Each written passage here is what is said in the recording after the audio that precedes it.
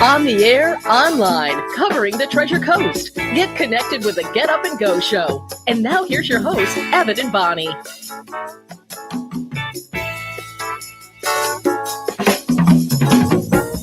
.607 on the Get Up and Go Show. It's Evan and Bonnie. And it's just you and I today. Yes, it is. We don't seem to have a band in studio with us today. No, a little upset about that. Fredo has the day off, or... Yeah. Anytime Fredo has the day off, the boys have the day off. Yeah, everybody. No band. No band on hand. But I'm hoping Bentley will check in this morning. Yeah. Bentley's out there. I gave him some errands to do today. Yeah. So I'm hoping that he checks in. Brian is out at the bridge this morning watching the bridge, our famous deputy right here. And he's not a deputy, he's a police officer. Police officer, Yeah. Yes. Deputy works for the sheriff's office. Oh, that's right. That is Make true, sure isn't it? we don't want to get him confused. Okay, police. He wears the blue. He doesn't wear the green. Officer Brian Bosio, maybe we can bring him something out there, some goodies. I didn't bring anything in, but maybe our That's why butler I'm hoping Bentley could arrive. calls. And, we don't have a band, but hopefully our own sparkling personalities will bring us through this morning. I'm sure it will. I'm definitely sure it Absolutely. will. I know Brian's hungry this morning. He hasn't eaten in like 3 days. Poor guy. Wow. I feel bad for the guy. Wow. He needs a special lady to feed him, I think.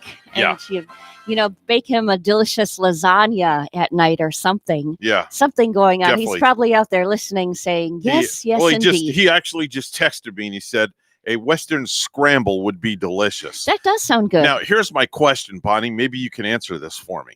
Because I don't know the difference between a Western scramble and an Eastern scramble, a Northern scramble and a Southern scramble. Is there a difference? There's got to be a difference somewhere. Whenever I think of Western, I'm thinking of that Western omelet that it was a Western omelet sandwich that I used to get at Hardee's. Right. And I know in that it had red peppers and the green peppers going. Mm-hmm. And I bet you'd get some cheddar cheese, right, possibly onion, and maybe a little bit of sausage. That's what I think of when I think of the Southwestern one. Okay. All right. Very good.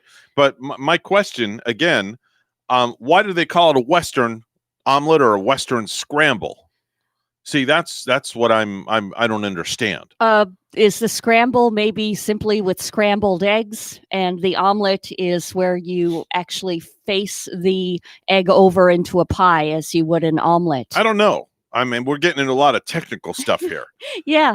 This early in the morning. Maybe a little early for me. Maybe a chef will call us and really just enlighten us on. Maybe I can get Emerald Lagasse to call on what we're really talking about. Mm-hmm. I don't know though. But I mean, again, why Western? Why not? They call it an Eastern omelet instead of a Western omelet. Perhaps, maybe. Are you Googling there and trying to find out the information for me? Yeah. As I sanitize my hands this morning. As I look up some omelet history for us. Yeah, omelet history. Give me some omelet history. The earliest omelets. Do we need some omelet music as well? The earliest ones, a little please. They're believed to have originated in ancient Persia, according to the founding legend of the annual giant Easter omelet of Bessieres Haute-Garonne. When Napoleon Bonaparte and his army were traveling through southern France, they decided to rest for the night near the town of Bessieres. Okay. There's your omelet history this morning. Ancient Persia is where it comes out of. Now, Persia. Now I'm trying to find. Now we need to find a Persia omelet. Anything American about it. Okay. Okay, so let's go to Omelet History American. USA. Yeah, Omelet History USA. In cuisine, an omelet or omelette is a dish made from beaten eggs fried with butter or oil in eggs and usually ham. An oyster omelet, a dish of Hokkien origin made with oyster, starch, and egg batter, according to some American cookbooks reflecting high-end restaurant practices, a French omelet.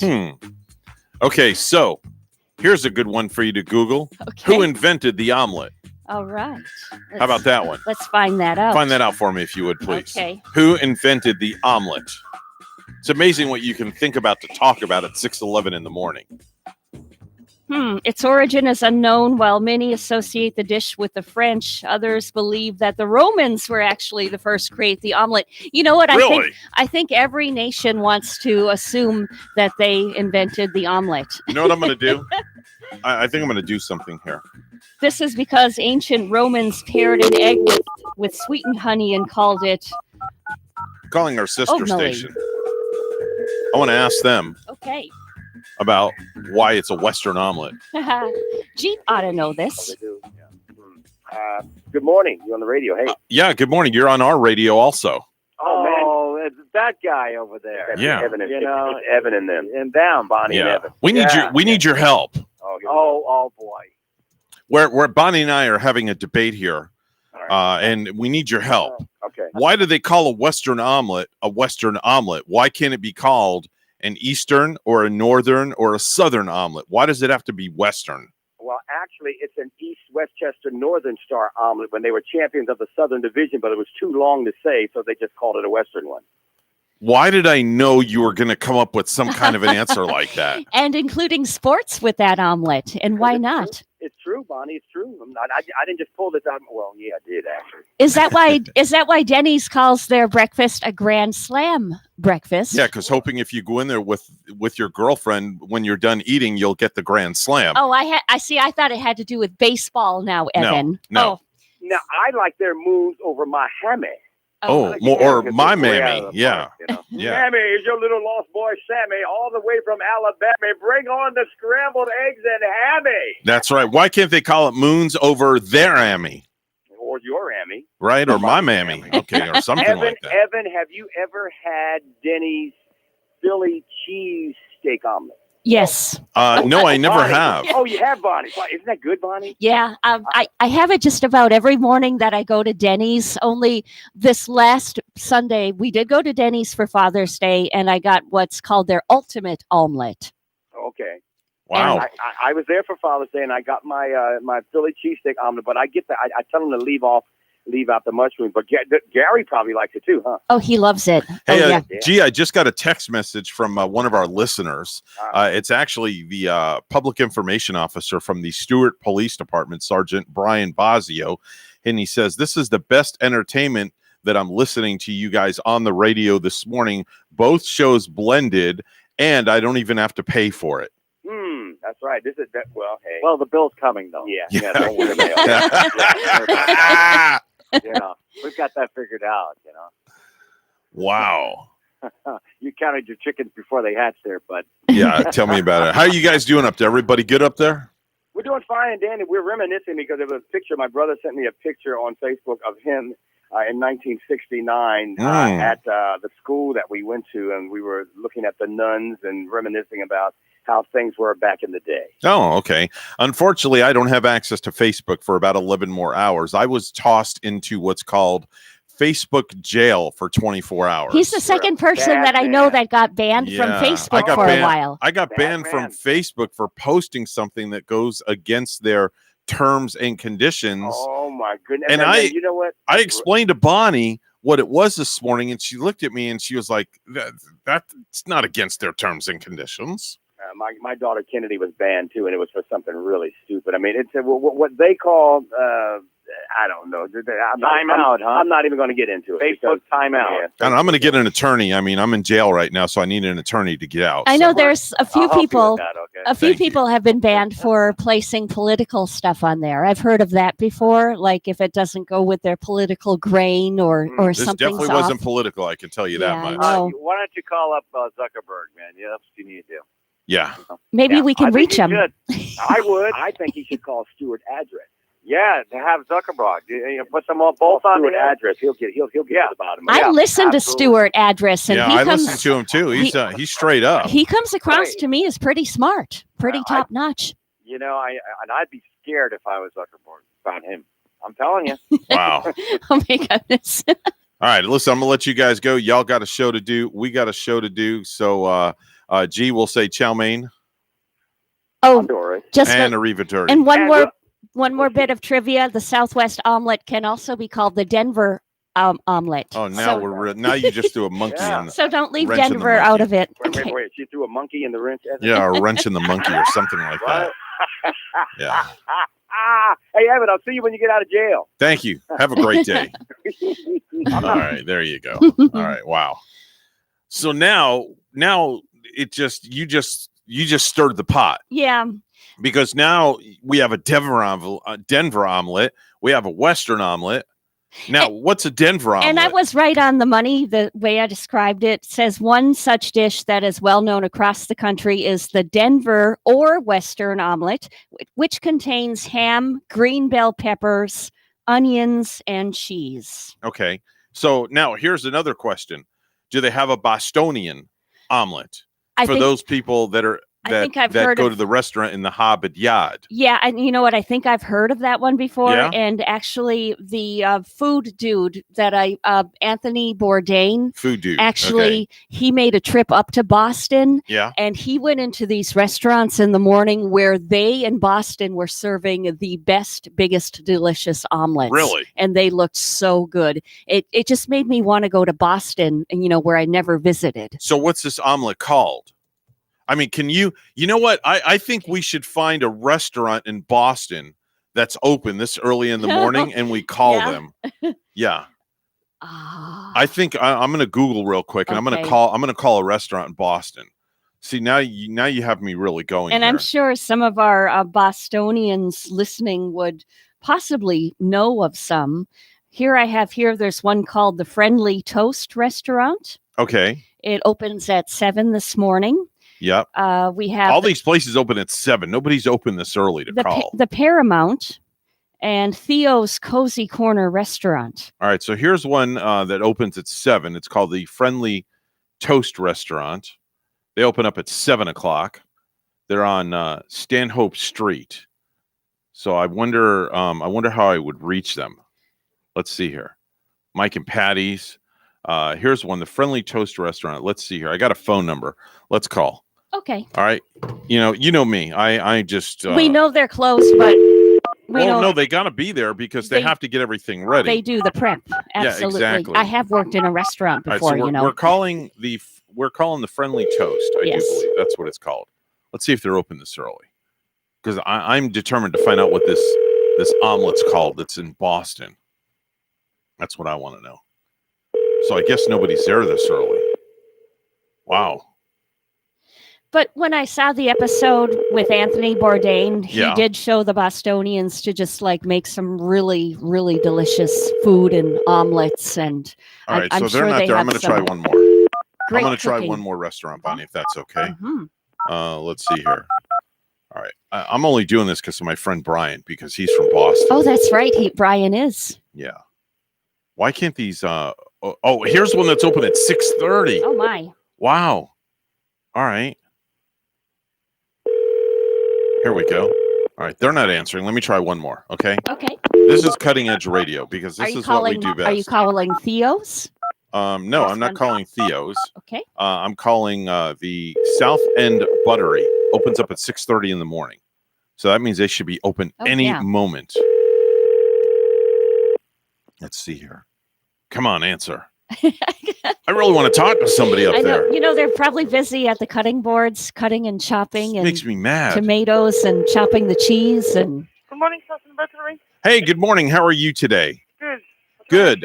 This is the South End Buttery on Shawmut Avenue, right? Yes. Good. My name is Evan, and my partner's Bonnie. We're a morning radio show, and we're down here in Florida, and we have a question that we want to ask you. Sorry, I have nobody in charge right here. No, that's okay. It's just a simple question. Do you guys have a specialty omelet that you guys make that's like a Boston type theme omelet? No, we don't. You don't? Okay, well, that answers my question. Okay, there you go. Well. Okay. Yeah, but there you go. That answered the question. Just like I've heard of a Denver omelet, I'm almost positive I've heard of a Boston omelet before, and there's got to be one. Yeah. With a great city like Boston. You know what disturbed me about that phone call? What's that? The lady said nobody's in charge. Nobody. Whoa. They're running rampant. They're running rampant up there. The Boston arrived yet, obviously, and they're running rampant. Getting up there in late Boston. on time. Yeah. All right. It's 6:21. Let's go to the news desk where Bonnie's standing by. Good morning, Bonnie. Good morning, Evan. The Roosevelt Bridge in Stewart was shut down until further notice last week after chunks of concrete fell from the structure.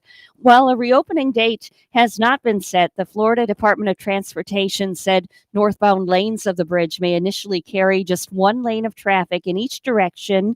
With more summer gridlock ahead, one business near the bridge is trying to make it easier for people to get around. The Stewart Water Taxi began ferrying its first customers in February, but then the pandemic hit. WPTV's John Shaman has more.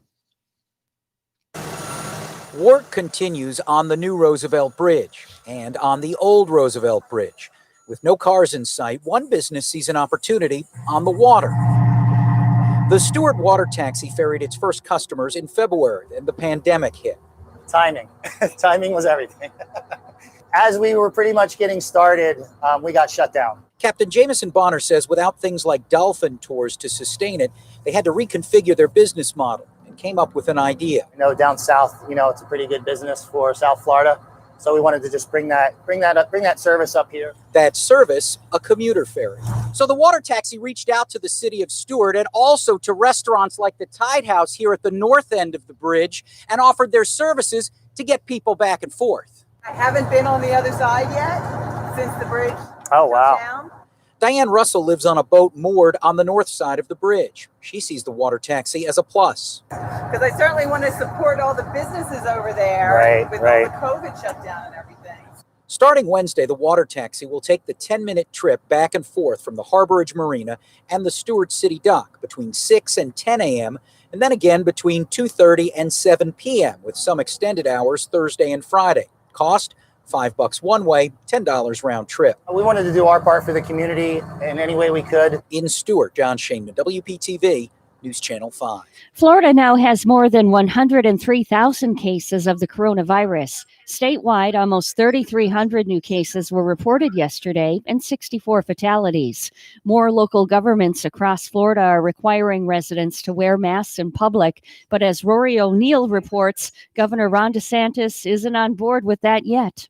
The governor does want people to wear masks, but a statewide law? You catch more flies with honey than vinegar. And let local governments decide. The needs in Miami-Dade are different from Liberty County. Attach criminal penalties for something, you got to enforce it. And the question is, in some of the parts of Florida, is that really a good use of resources? DeSantis thinks younger people let their guard down earlier this month. He says it's time to remind them about the rules. Doing the basic hygiene, practicing the basic social distancing. If you can't social distance, having the mask to cut down on transmission. I'm Rory O'Neill. And as the COVID-19 pandemic continues, Florida's top tourism promoters are brainstorming how to convince travelers that it's safe to return to the Sunshine State. Universal Vice President Frank Belzer, chairman of Visit Florida's Marketing Council, told his colleagues during a conference call that they have their work cut out. As you have all been experiencing in your own businesses, myself included, this is probably the craziest time you've ever had to do what you have to do. I mean, everything is upside down. Speaking of Universal, the Orlando Resort is laying off some employees, but not saying how many. Universal says the layoffs were necessary as the tourism industry will take time to fully recover. The FBI has ended its investigation into the noose that was found in NASCAR driver Bubba Wallace's garage stall at Talladega.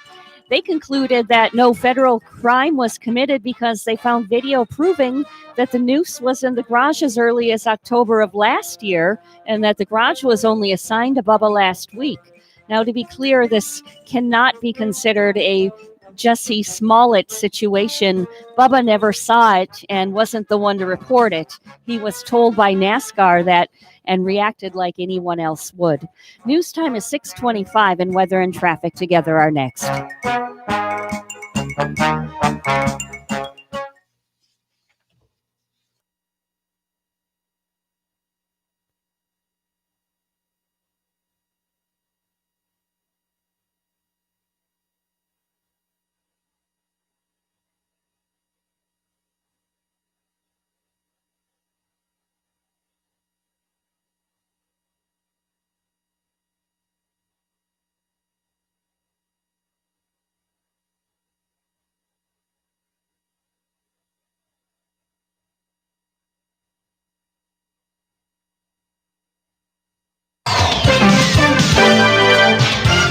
6:26 the time on the Get Up and Go show with Evan and Bonnie. It's time for traffic and weather together, all brought to you by Code Red Roofers. Bonnie? And, of course, with the Roosevelt Bridge still being closed, to give yourself some extra time to take your alternate route to work this morning. And, keep in mind, too, on the Turnpike northbound in Palm City, some road construction there. The right lane is blocked right before Becker Road. Use caution. There's your latest look at traffic. 76 in Port St. Lucie. Stuart, we have 76. Here's our forecast at WPTV. It's a warm and sticky start to the morning along the Treasure Coast. Temperatures starting off in the mid to upper 70s under partly cloudy skies.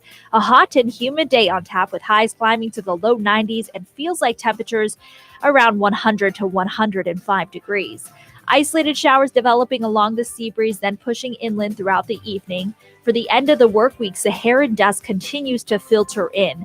It's not going to be like a big dust storm, but it will make way for hazy skies, and those with lung problems may notice some difficulty breathing. The dust not only suppresses tropical development, but it also lowers rain chances. So Thursday and Friday will be hazy, hot, and humid with highs in the low 90s and rain chances at 20%. I'm WPTV First Alert Meteorologist Katya Hall on WSTU AM 1450, Martin County's Heritage Station.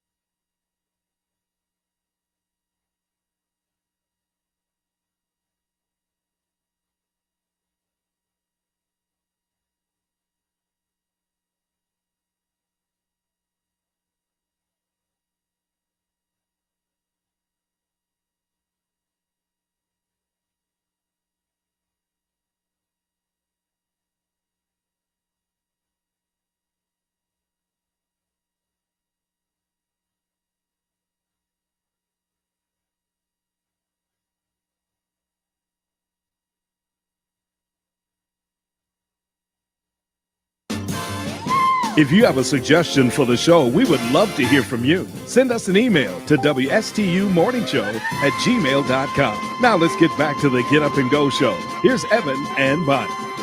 A new study says that when women rate photos of men, pictures of men holding cats were seen as less masculine and less dateable. Sorry, Sir Purrs-a-Lot. Bye-bye, bonkers. Ta-ta, Tabby. And so long, Simba. Daddy needs some female companionship. This message brought to you by that cute puppy that's a guaranteed chick magnet. Oh, yeah. Somebody's getting lucky tonight. So do you find that true that the guys that have cats are, what they said? Unattractive? No, I find them more attractive, Evan. Okay. Because if a guy is holding a cat, that's special to me. It shows me that the man likes animals. Okay. And will be privy to my pets. Okay. So now, if you had to choose, and if you met a guy walking down the street, would you rather him have a cat for a pet or a puppy for a pet? Which one? Oh, that would be hard. Either one I would be okay with. I don't think I really have a preference. No? Yeah, because I've had both cats and dogs, and I love them really pretty much the same. Okay. I've just had them at different spurts where, here I've had a dog or two, or here I've had a cat or two. I know at one time I had 2 Dalmatians and a kitty cat. I don't have a preference. Oh, okay.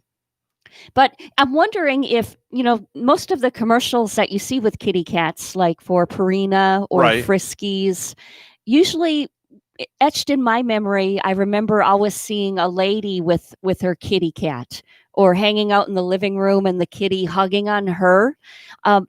It's been very rare where I remember them showing a food commercial for the cats and seeing a man handling the kitty cat. You know Oh. what I'm saying? Okay. So- all right. We have a phone caller this early in the morning. Let's see who's on our line. Good morning. You're on the morning show with Evan and Bonnie. Who's this? Ba ba ba boo. Hi, Evans. It is Fredo. Oh, Fredo's calling this morning. Well, Okay. good morning. What are you doing with Yeah, this? what are you doing with this your morning, with your Fredo? unbusy self? Yeah. Well, I'm making some eggs for Bentley. We went out last night to a gentleman's club, and he is drunk off his butt. Oh, no. Yeah, man. So he's got a hangover this morning. I showed him a good time. He never partied before. Oh. So I took him out. Okay. All right. Yeah, man. So he's in no shape to deliver coffee this morning. No, he's not. Okay. He's Well, sleeping on my couch right now. okay. And I can't mention anything else that he did last night on the pod that he might go to jail. Okay. All right. So now I need you to do me a favor, Fredo, if you would, please. I have a very good friend of mine that's listening this morning. His name is Sergeant Brian Bosio from the Stewart Police Department, and he's working a detail. He's been working all night long, and I need you to bring him a cup of coffee. Okay? Okay. So he doesn't fall asleep. He needs the coffee to be black. He doesn't like cream and sugar, and he wants an extra large coffee. And he only likes his coffee from a certain gas station. It's called Wawa. Oh, yeah, I know Wawa. Yeah. Okay, a little Wawa Yeah, here I and know. Wawa there. Yes. Yes, absolutely. I wrote a song about Wawa. Oh, I don't have time for that this morning. Okay. All right. I don't have time for the song, but you can do it another time when you're back in studio with the boys in the band. But I need you to bring Brian the coffee. And when you're done bringing him the coffee, just let me know that you've delivered it. Send me a text message, and then I'll check in with Brian to make sure that the coffee it was to his liking, because I want to make sure that he's happy with, the concierge service that we are providing for him. Because we're paying so much for it. Yeah, It's incredible. You have to take Bentley's place this morning. So that means you need to get rid of your straw hat. You need to get rid of your Panama, whatever that flowered shirt is that you usually wear with your cutoff jeans. Trim the hair a little bit, trim the hair, please. and I need you to put a tuxedo on, because that's the way we run our concierge service. Okay, I'll see what I can do for you. All right, I appreciate it. So Yeah, man. all right, so just skedaddle on out of here and go do your thing. And Well, now, wait. Why do you keep using the word skedaddle? What does skedaddle mean? in other words, skedaddle means run along. Oh, okay. I see what you're talking about All now. right, all Be right. like a tree and leave. Yes, be like a tree and leaf. Make like a banana and peel out of here. Like Leaf Garrett. Yes. All right. Thank you. Thank you Leif very Garrett, much. I played with Leif Garrett in the 80s, man. Oh, I bet you did. Yeah, man, he was cool. I bet you Lot of had more ladies loved facial him. hair than he did too. Yeah, I'm sure. Yeah, All right. he loves the ladies. Okay. So, All right, Fredo. Well, thank you for calling in. I appreciate it. Please deliver the coffee promptly if you would. okay, I'll see what I can do for you. All right. Have a good day. All right, bye. All right. Bye-bye. Wow. All right. Time to do some viral videos.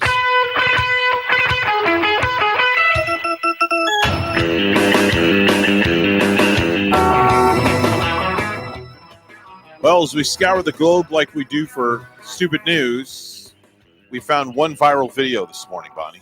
Only one. Just one. Yeah. Yeah, just one. There's a TikTok challenge where people, out of the blue, tell their significant other, "You could have been nicer to me today," and then film their reactions. Oh, you could only see some of these reactions or picture them, right? With Yeah. the scowls on their faces. Yeah. Yeah. See, viral videos, we call this theater of the mind. When you can't see the video, you hear the video, or we describe it to you. You know, I never go to bed at night saying, to Gary, you could have been nicer to me today. I never have to say that. Okay. I'm thankful for it, too. All right. Well, how'd you know I was going to talk about that one? Because you just mentioned it. Oh, okay. Yeah, but I didn't mention the kind of video we were going to talk about. I just said viral video. Oh, you said that one that was on TikTok. Yeah, I said TikTok. Didn't say what it was about, though. But that's okay. You must, man, you have some like extra sensory perception or something going on there. Yeah, I'm just too awake this morning. All right. Well, there's a TikTok challenge where people out of the blue tell their significant other, you could have been nicer to me today, and then film their reactions. Usually they're surprised, confused, upset, or little salty. So here's this one. Let's listen in. I feel like you could have been nicer to me today. What? That was it. Yeah. That's a viral video. Yeah, and maybe it's true. Maybe he wasn't very nice to her throughout the day. Yeah. Or maybe he really was, and she's just doing this for a ridiculous viral video to put on TikTok. Couldn't tell you. It just makes me wonder, don't people have better things to do? People have nothing better to do. I'm sorry if I'm down with frown this morning. You can be down with frown all you want. Okay. That's fine. I noticed you have your polka dots on today. Yeah, I know. And when we were in DeLand over the weekend, Evan. Did you wear polka dots up there too? I did. I wore this shirt, and there was a gentleman at the local gas station. Oh boy. At first, when we came in, we were wearing these pretty dresses, and he's kind of helping out there. He's like their stock boy, and he said, "Did you say he's their stock boy? Stock boy? Oh, stock, like stocking the shelves and stuff. Okay, stocking items. I thought you said stocking. No, well, stocking shelves. Okay, but he said, "Boy, you ladies look pretty in the dresses." And then the next day, I went in there. I was wearing the polka dot shirt. And he said, "Polka dots are the best kind of dots, ma'am." Really? I'm like, thank you very much. Yeah, so I kind of get compliments everywhere on the shirt. Yeah, this is true. Anywhere in this great nation I go. This is true. Yeah. This is true. But I can't imagine you wearing. I've never seen you in a dress before. Yeah. Oh, yeah. Never seen you. I bet you rock a dress pretty good. Oh, thanks. I don't know. I used to. I mean, I'm okay. You sure? Okay. I'm no Brooke Shields or anything. I'm sure you rock a dress though very, very well. Well, thank you, Evan. A woman of your stature. Yeah, I wore a dress especially for the graduation on Saturday. Oh wow! So even though we went out in a field and we didn't know how the weather was going to be for it, and fortunately it didn't rain, it didn't get soggy. Okay. Many of the women, we wore fancy shoes and dress for the occasion. Okay. Yeah. All right. Very good. Bonnie, did you know 42% of us have at least one old cell phone still laying around in the house? Do you? I bet you have more, don't you? I don't. I have no old cell phones in my house. I'm surprised. I used to have, and my wife will attest to this, I used to have a stockpile of phones in my house. I used to have the old Razor phone where it was like flat and you'd flip it open. So I remember those. Yeah. Yeah, like a motor. They were called Motorola Razor phone. Yeah. And my wife always liked that phone, and I bought her the pink one because she liked the pink one. Yeah. I know. I have about 3 or 4 old ones lying around, and there's one in particular that I won't throw away. Okay. Because I know I have video of the Dalmatians live, like before I was going to take them for a walk one day. Okay. And I have a video of my kitty cats. Oh. When, my deceased kitty cats now. But yeah, I know that's saved in one of those phones, so I can't throw them away. Okay. All right. Very good. Did you know that 80% of women agree if a guy is good at dressing himself, they automatically find him attractive? Yeah. It's the dress. Is that true? Yeah. Why is it? That's attractive if a guy is concerned about his dress and his wear and his attire. And, one of the things that put the spark in my eye about Gary was the blue shirt with black pants that he wore. And he has these big, beautiful blue eyes to begin with. Okay. But the blue shirt really accentuated his eyes. And then he would wear a gold chain, a real gold chain. And that look to me was just so hot. Okay. Wow. Okay. Hello.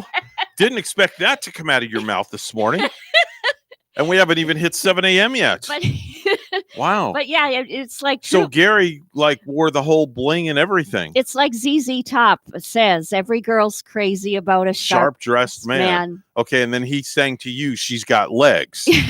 Right? Yeah. There you go. Yeah. All right. Yeah. All right. Did you know that the average person will lock themselves out of their car 5 times in their lifetime? 5 times. That's 5 times your heart just races out of your chest, right? Yes, definitely. And Have you ever locked yourself out of your car, Bonnie? I can't. You ever done that before? There has to have been. Yeah, I have. And Okay. it's just like, it's just that moment that you don't want to get back to because it's so horrendous, that feeling of Yeah. My kid's done it a couple of times. And did they? Yeah, I've had to bring the extra set of car keys to unlock. Yeah. He's like gone to work and he goes inside. He goes, "Oh, crap. I locked my keys in the car." Yeah. And then he makes a phone call. We only live like 4 or 5 miles away from where he works at. Mhm. So we go up there and unlock the car and get the keys for him. That's good. You know, And but I it's charge him $5 every time. good. Good. Yeah. Because then he'll learn not to Yeah. do it again. Yeah, I'm sorry, $5. Gavin. Yeah, $5 every time. That's a good measure You of that know, because it does that's lunch. it tosses a wrench. Yeah, I in mean, your I got to day. spend gas money to go up there. So Yeah. why not? You got to pay for it. There you go. Let him call a tow truck. It'll cost him probably about $75. Yeah. Right? Well, AAA does that too. They'll come open your vehicle for Yeah, they will. you, right? Yeah, they'll come open your vehicle. Yeah. Depends on the membership you have. There's a regular membership, and then they have what's called Plus. Oh. Now, if you have Plus, you get like extra long towing.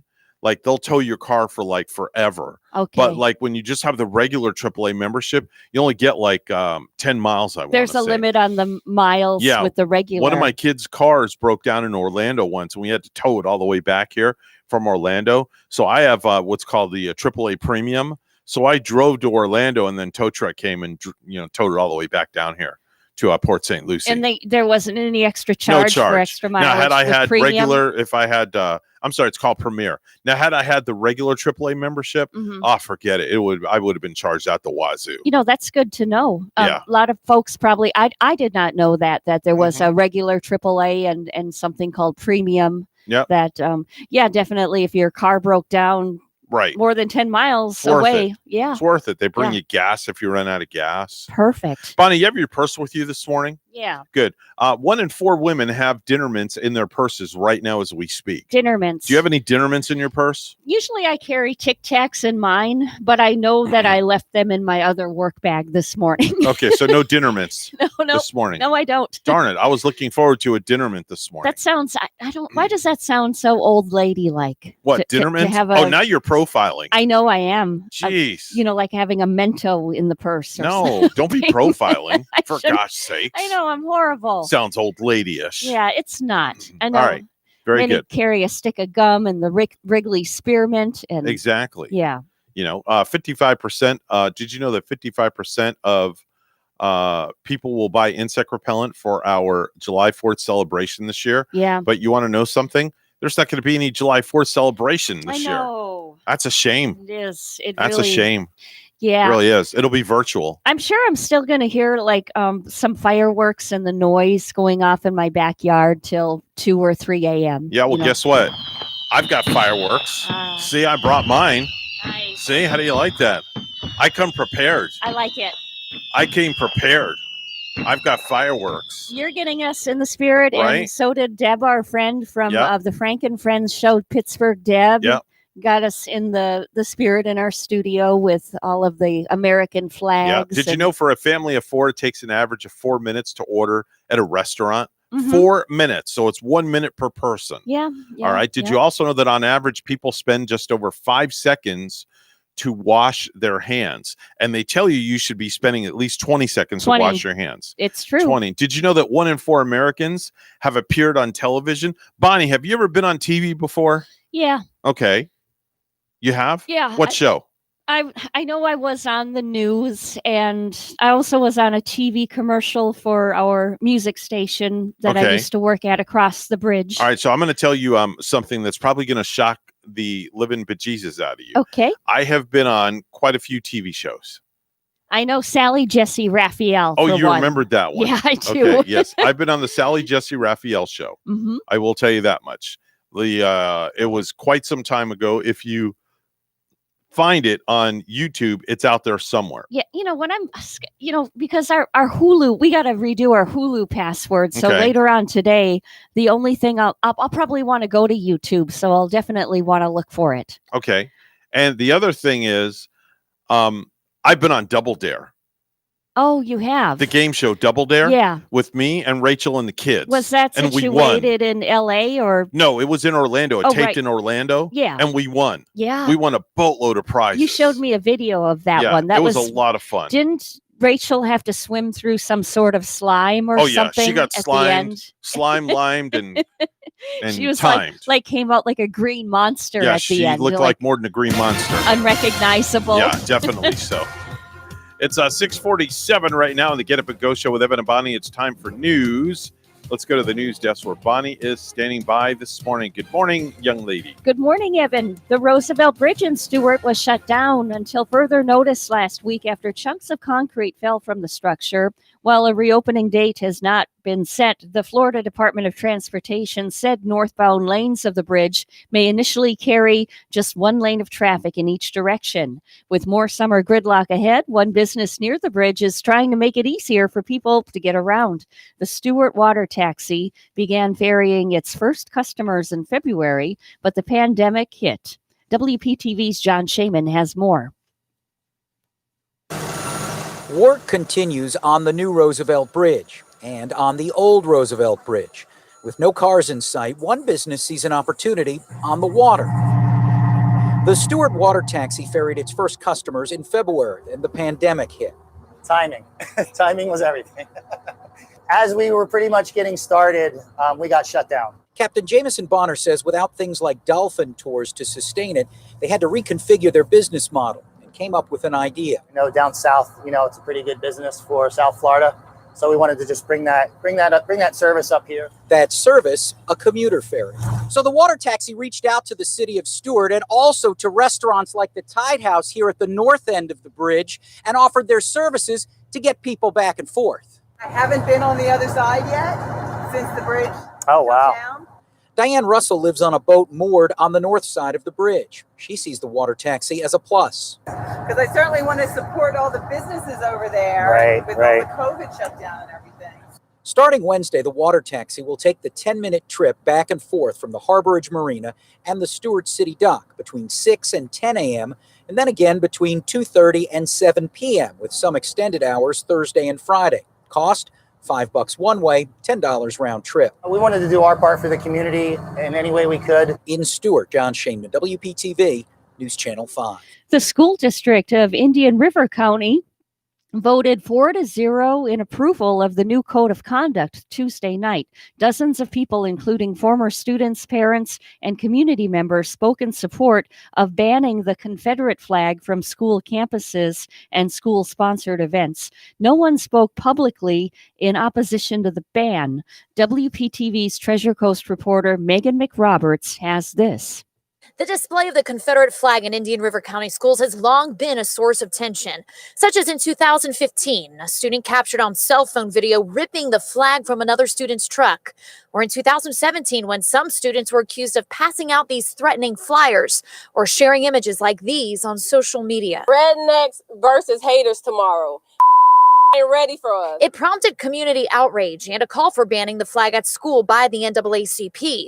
Parents supported it. It's about the people that are feeling afraid. But school leaders ultimately didn't get a ban on the books. If NASCAR can ban the Confederate flag, surely the school district of Indian River County can. Rashawn Green helped bring the issue back to the attention of school board members over the last few weeks. Black people, we see the Confederate flag like the swastika. She's a chairperson on the school district's equity board and spearheaded an email campaign asking school board members to reconsider the ban. She's had a lot of support, leading the board to support the ban as part of an updated code of conduct. Why are we talking about banning the Confederate flag here in 2020 when it should have been done a long time ago? Why should students be allowed to bring such a symbol of hate, Black oppression, and racism into our schools? If you want to show that you truly care about the Black students entrusted in your care, ban the Confederate flag. The new code of conduct will be approved at a July board meeting. Megan McRoberts, WPTV News Channel 5. Lastly, as the COVID-19 pandemic continues, Florida's top tourism promoters are brainstorming how to convince travelers that it's safe to return to the Sunshine State. Universal Vice President Frank Belzer, chairman of Visit Florida's Marketing Council, told his colleagues during a conference call that they have their work cut out. As you have all been experiencing in your own businesses, myself included, this is probably the craziest time you've ever had to do what you have to do. I mean, everything is upside down. Speaking of Universal, the Orlando Resort is laying off some employees, but not saying how many. Universal says the layoffs were necessary as the tourism industry will take time to fully recover.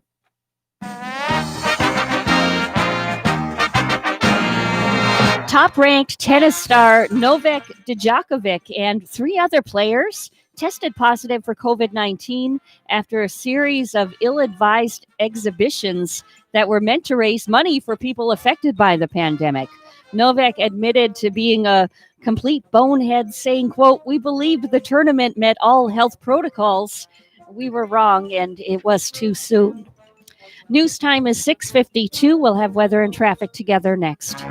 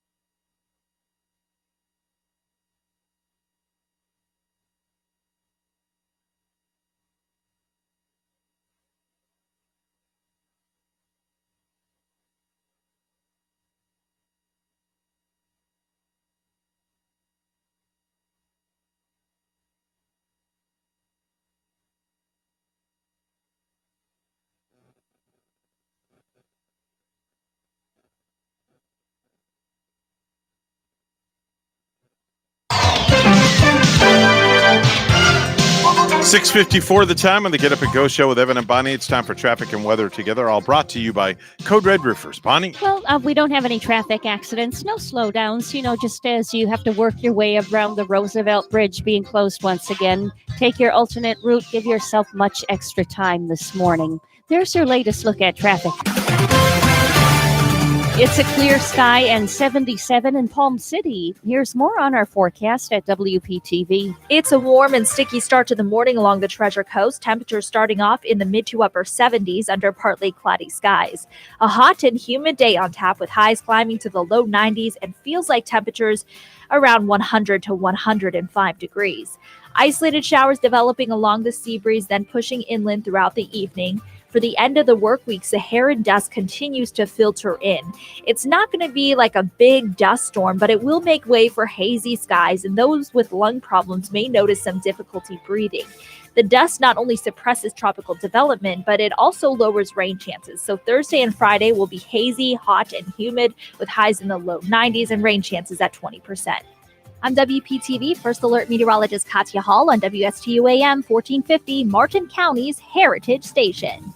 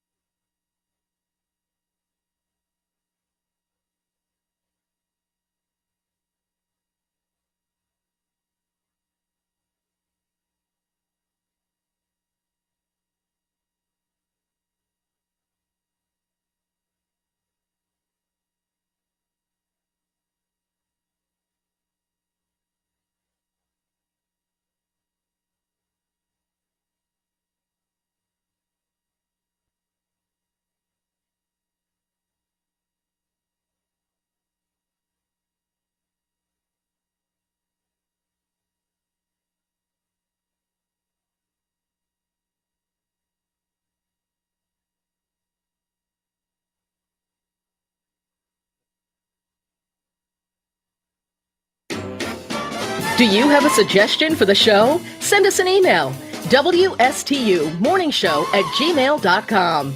And now let's get back to the Get Up and Go show. Here's Evan and Bonnie. 6:59 coming up on 7 a.m. right here at WSTU Stewart. We're Martin County's Heritage Station. The news is coming up next, and then hour number 2 of the Get Up and Go show with Evan and Bonnie. We've got an action-packed show. Taryn Krisda, Martin County Administrator, going to be here in the 8 o'clock hour. Don't go anywhere.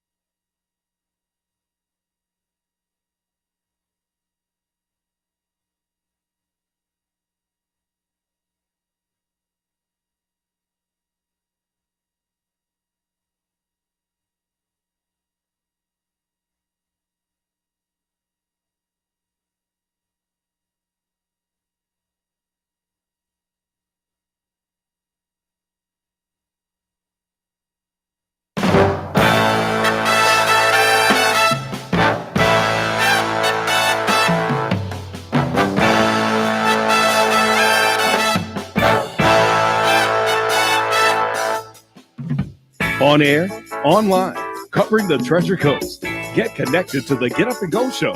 And now here's your hosts, Evan and Bonnie.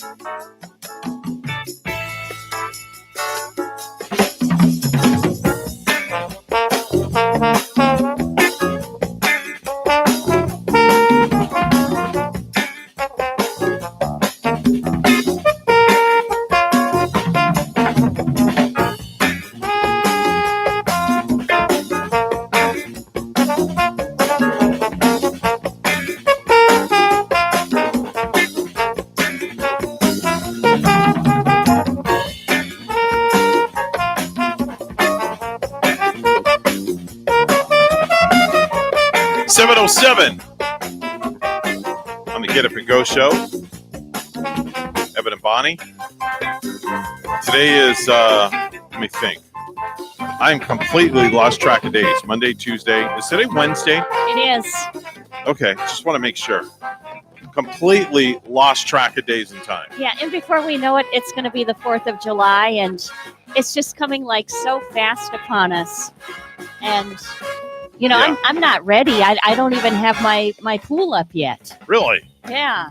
Well, Here. just get a shovel out and dig a hole in the ground. I was supposed to get it up by Memorial Day, but, you know, Okay. with the COVID, everybody's been buying the above ground pools, Evan, and Mhm. they're really hard to find. I saw one on eBay, the one I want, for probably about $800 or $900 more than I wish to pay for it.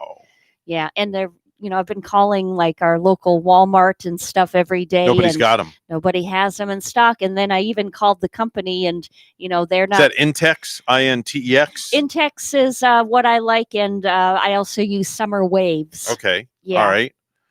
Did you yeah. check on Walmart.com? I did. And nothing there. Yeah, but they're What about Amazon? They're supposed Amazon too. They're Nothing. supposed to alert me, when they come in. Still, I'm just like, checking every day because we want one so much. Now, this above ground pool that you want, does it have the filter and you plug it in for electric to make the pump go and all Yeah. that stuff? And I want to get the same one because from getting their pools, I have two working filters of the kind in my Okay. garage. All right. They're perfectly working. And, I could be one of those to go on Cliffy's swap shop and try to sell one, but Really? I want to keep them, hold on to them and just get another pool because you will find that those filters seem to, they get like water in the little plug-in unit. Right. On occasion, and they kind of tend to fall out, and once in a while you got to replace the filter Oh, on them okay. too. So it's good to have 2 or 3 of them if you own that kind of above ground pool.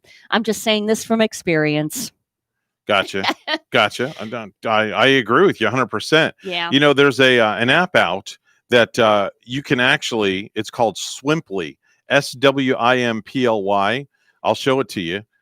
You can actually, people rent their pool out at their home I've seen for that. public use. I have seen that Yeah. before.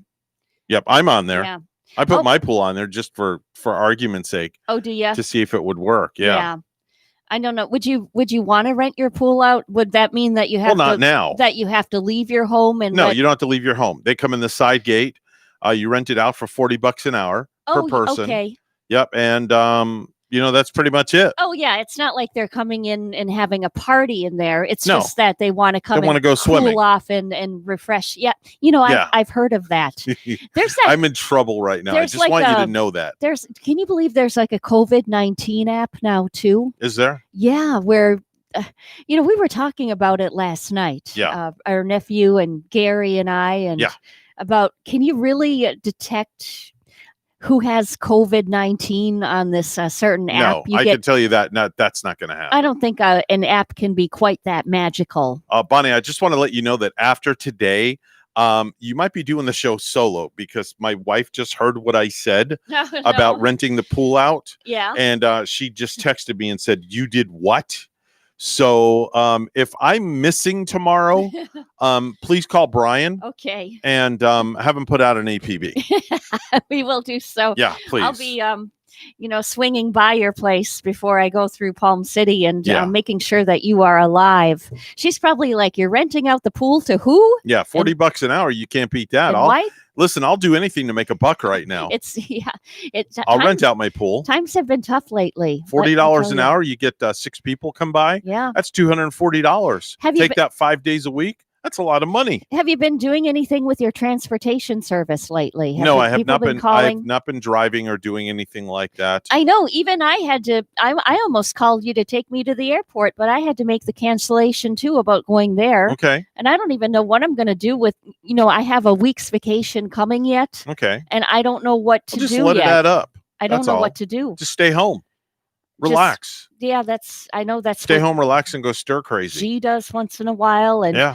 I still might want a staycation out of it. Okay. Like maybe go to Hutchinson Island or something. And, There you go. And stay out at the Marriott Oh, if they're great open. place. Yeah. Great place. I know Mhm. people there. I'll have my people call your people. Okay. And then your people call my people, and we'll set things up.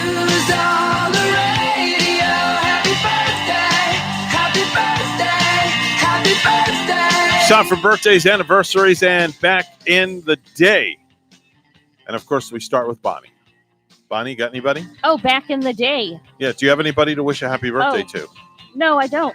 Not Okay. today. All right, just checking. Not anybody You here. sounded shocked when I went to you. Not anybody here locally, and Okay. we're not on Facebook this morning. So. No, we're not on Facebook Live this morning. Yeah. Because I'm in Facebook jail. But we are on YouTube, and we are on this new streaming platform that I figured I'd try for the first time this morning. It's called Periscope.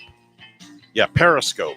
So you can find us on Periscope. If you have the Periscope app, you can just search up WSTU Morning Show, and we're live, or at least I'm live on Periscope. Are we looking pretty on there, or are we? It's just me this morning because sounding pretty? I'm over here on my iPad on Periscope. gotcha. So Okay. the camera's facing this way. Good. They can hear you, but they can't see you. So they can imagine what you look like. Who is the Theater of the voice mind. behind that curtain? That's right. Who's that sultry voice? Candace Patton. That's Iris West on The Flash. She's 32 years old. Lionel Messi, 33. That's generally considered the best soccer player on the planet. Solange Knowles. That's Beyonce's kid sister and Jay-Z's worst nightmare. Why do they say it's Jay-Z's worst nightmare? I don't know. I just read what it says. Is there? I wonder if there's like some drama that I'm missing with that. 34 years Like, old. Yeah, that would be Beyonce's younger sister Yeah. then. Amber Rose Riva is 34. That's Agent Mandini on The Punisher. Minka Kelly is 40. That's Dove in the DC comic show Titans. Her dad is formerly the Aerosmith guitarist Rick Dufay. Oh, really? Yeah. Mhm. Mandy Kaling is 41. That's the Mindy Project and Kelly Kapoor. Sherry Stringfield is 53. Yeah, she was in the early days. She played the wife of John Kelly and NYPD Blue. And I think she got her start too on possibly The Guiding Light. Pretty lady. She's the gorgeous, husky voiced ER blonde. Danielle Spencer, 55. That's D. Thomas on What's Happening. Ian Glenn, 59. That's Sir Jorah Mormont on HBO's Game of Thrones. Okay. Let me see here. Kurt Smith, 59. Tears for Fears singer. Remember Tears for Fears? Yeah. Everybody Wants to Rule the World. Mhm. That's a great song. Mhm. Annie McCluskey, 61. That's the Orchestral Maneuvers in the Dark. Their biggest hit, If You Leave. OMD. Yeah. OMD. Yeah, that was a pretty good song. They from were the a one-hit 80s. wonder They're- band, Their right? only hit, but a pretty good song Yeah, at one that. hit wonder. Yeah. Nancy Allen, 70 years old today. That's the original RoboCop hottie. Yeah, and also Peter Weller, 73, another original RoboCop hottie. Hottie. Mhm. Yeah, Mick Fleetwood, 73 years old today from Fleetwood Mac. How about that one? Yeah. 73 years old for Mick Fleetwood. Have you ever seen Fleetwood Mac in concert? Never have. I saw them back in the day with Mick Fleetwood, but Mhm. they were missing Stevie Nicks and Christine McVie when I saw them at Rockfest. Okay. So they had basically Mick Fleetwood with two female gals that I didn't know who they were, but it wasn't the original band. Okay. You know, and it just didn't seem the same. All right, Jeff Beck. Sorry, my voice cracked there. I'm still hitting puberty. Jeff Beck, 76 years old today. That's the guitar god from the Yardbirds. You're Peter Brady. And remember Peter Brady on the Brady Bunch Yeah. that when he was reaching puberty and his voice was going. Oh, yeah. I'm still trying to get to puberty, Yeah. and I'm 60 years old, for gosh sakes.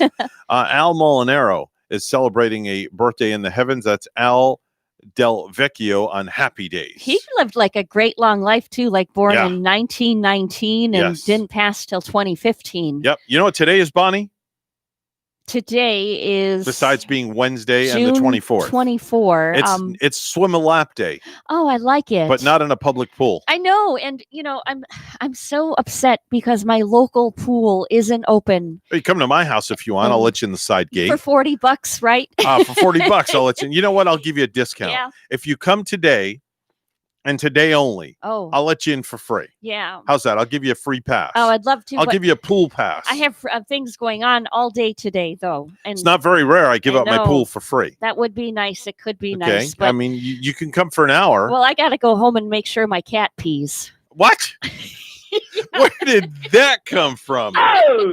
Yeah. You have to make sure your cat pees. Yeah, I took him to the vet last week. Right. And I only have 30 days to do this, Evan, and I did not get on it last week. Wait a minute. How many days has it been since you've been to the vet? About 5 now. And your cat hasn't peed in 5 days. Yeah, they gave me this little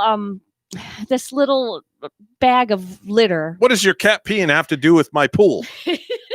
Just don't bring the cat over because I don't want it to pee in my pool. Yeah, I know it won't. It's just going to take all day to make sure that he goes and that I don't grab the wrong because my other kitty, as soon as he sees me do these droppings for Jack Frosty, Yeah. he'll think it's for him. Really? I have one kitty that's into everything, and So Jack, what do you give your cat to make it do its thing? I don't know. I just hope Do he, you like rub its belly or something? But at the vet they tried to make him go. It was called a shot inducer, where they give him a shot in the abdomen, Uh-huh. but his little bladder was empty. Oh, okay. We have a phone call. Good morning. You're on the morning show. Who's this? Well. Oh, we have a cat. We have a cat calling. Lovely. Just lovely. We've never had a cat call the show. That's gonna make me cry. It does sound like Jack Frosty. Wow. Okay. Wow. We have a cat. Okay. So all right. So I'm gonna ask the cat a question. You can meow. You can meow once for yes and meow twice for no. Are you a male cat?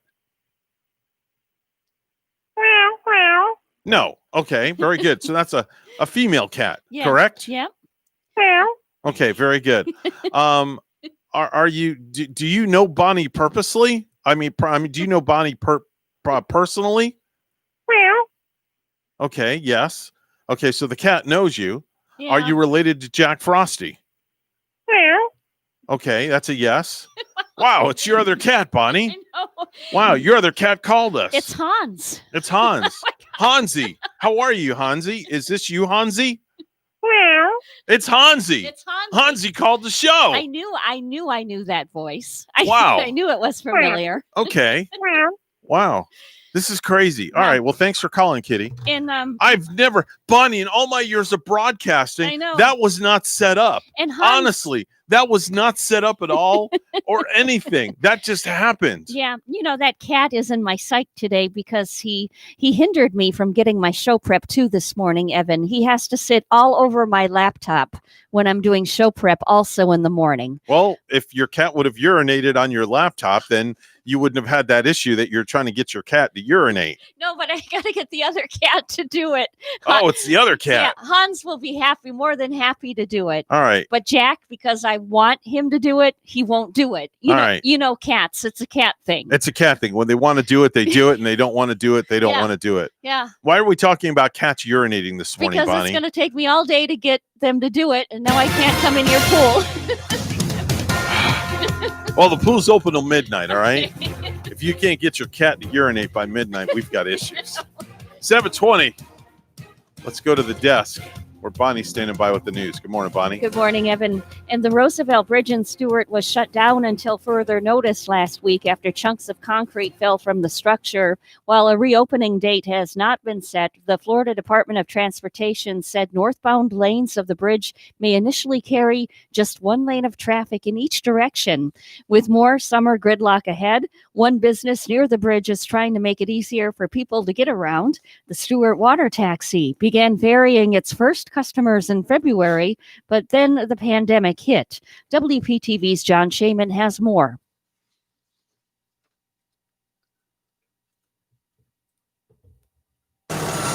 Work continues on the new Roosevelt Bridge and on the old Roosevelt Bridge. With no cars in sight, one business sees an opportunity on the water. The Stewart Water Taxi ferried its first customers in February, and the pandemic hit. Timing. Timing was everything.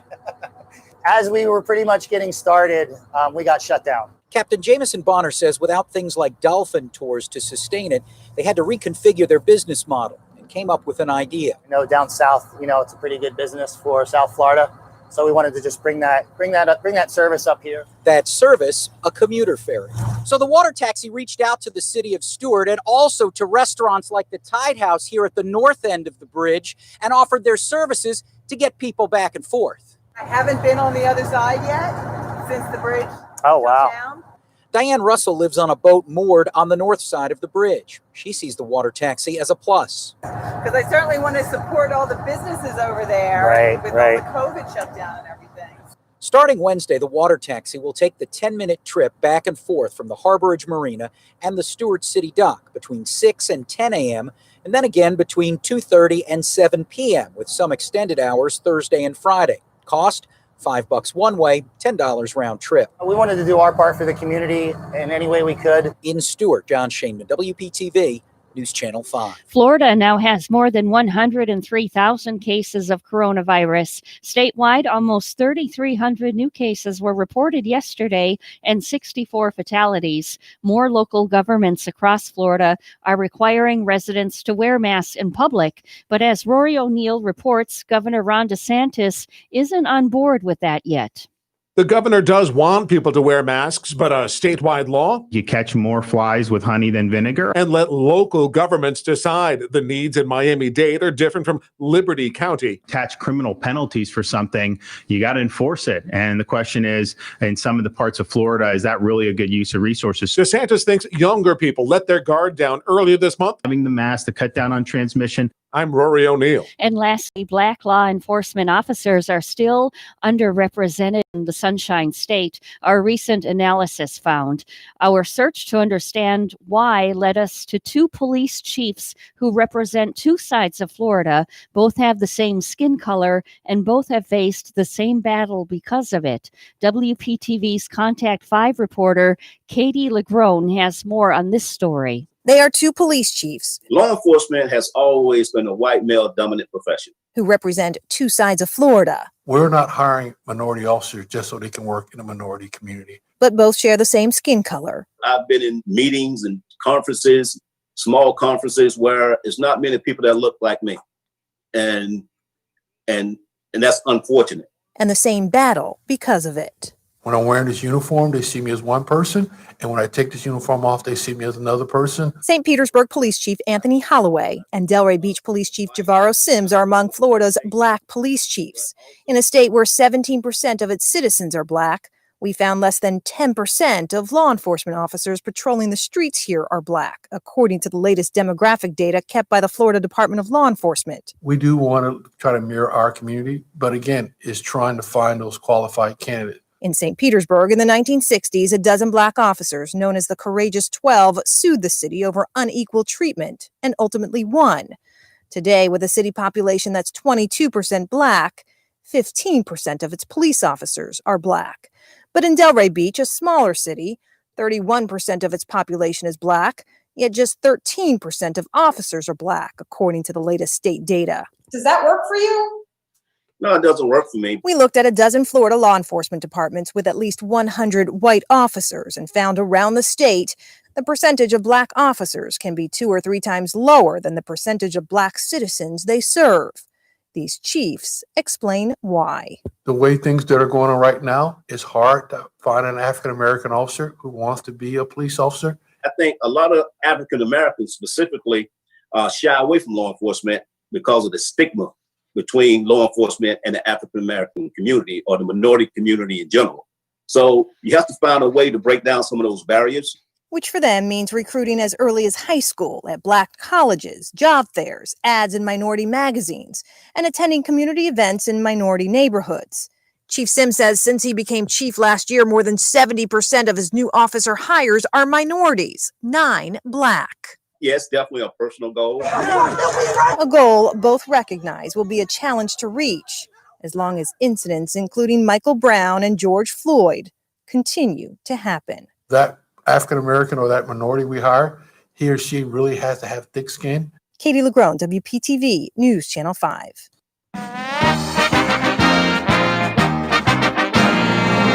After weeks of wrangling, the Major League Baseball Players Association told MLB players that will be ready to report on July 1st for a second spring training. Teams will conduct a 60-game season in home ballparks. Major League Baseball said on Tuesday, most teams will conduct their preseason training in their home cities instead of utilizing spring training facilities. The length of the season has been greatly reduced from 162 games after Major League Baseball suspended the season in March. News Time 7:27, weather and traffic together next.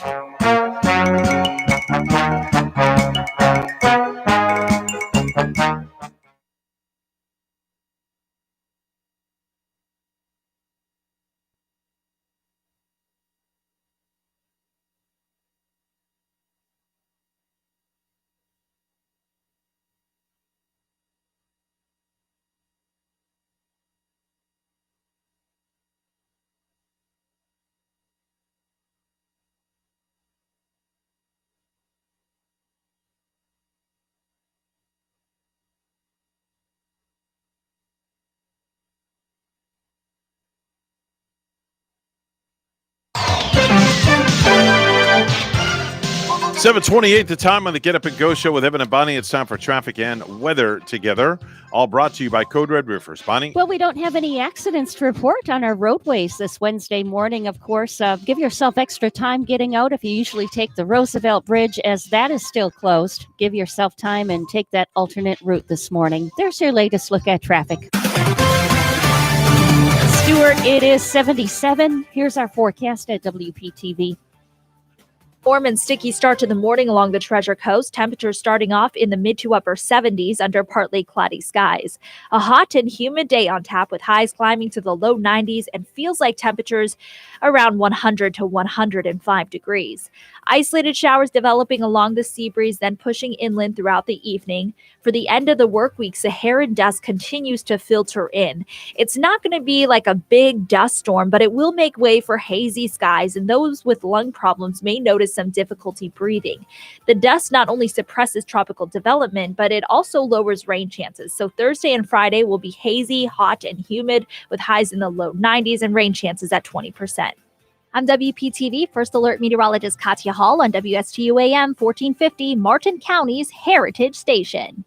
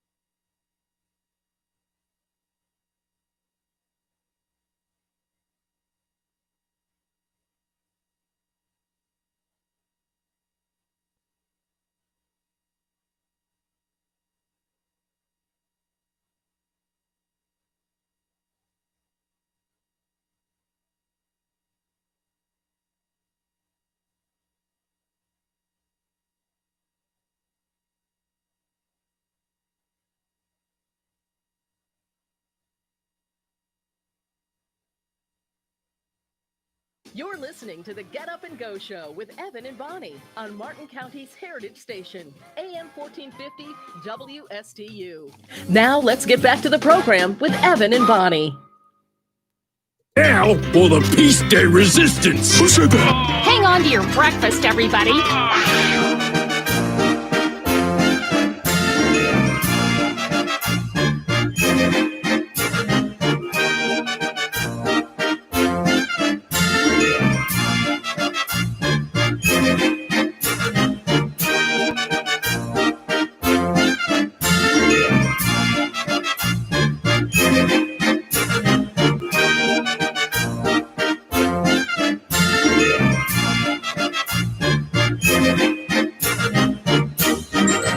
I actually like that music. I felt like I was at the circus.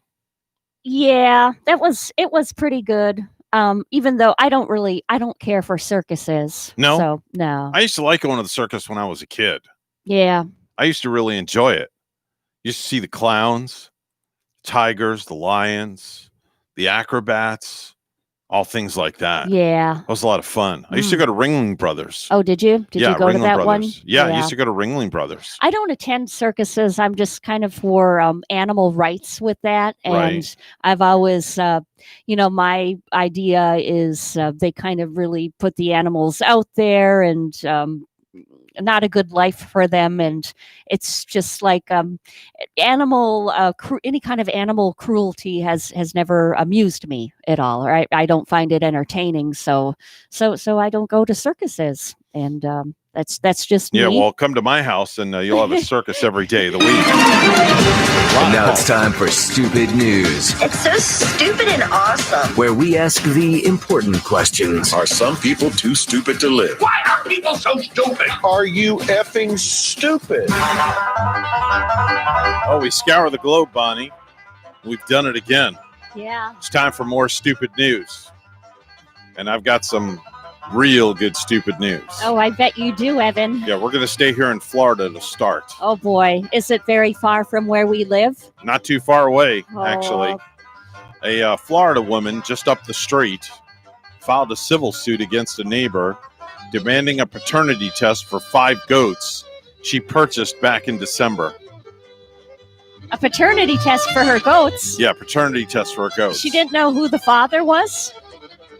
She needs to go talk to Maury Povich. I know. The lawsuit filed by Chris Hedstrom demands that her neighbor, Heather Daner, either refund the $900 she paid for the 5 Nigerian dwarf goats she purchased back in December or provide a sample of DNA from the goats' purported father to prove their lineage.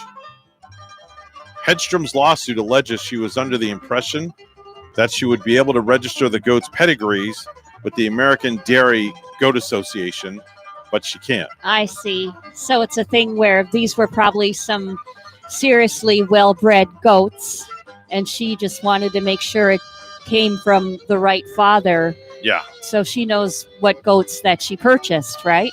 Yes. Yeah. Nothing wrong with that. Finding out who the true father was and Yeah, definitely. and just how see. well bred these goats are if she purchased them. Yeah. Just So goats. So is there more to the story, or No, that's did it. she ever get to the bottom of it? No more to the story. That's all that was written. Okay. Can't make this stuff up. Okay.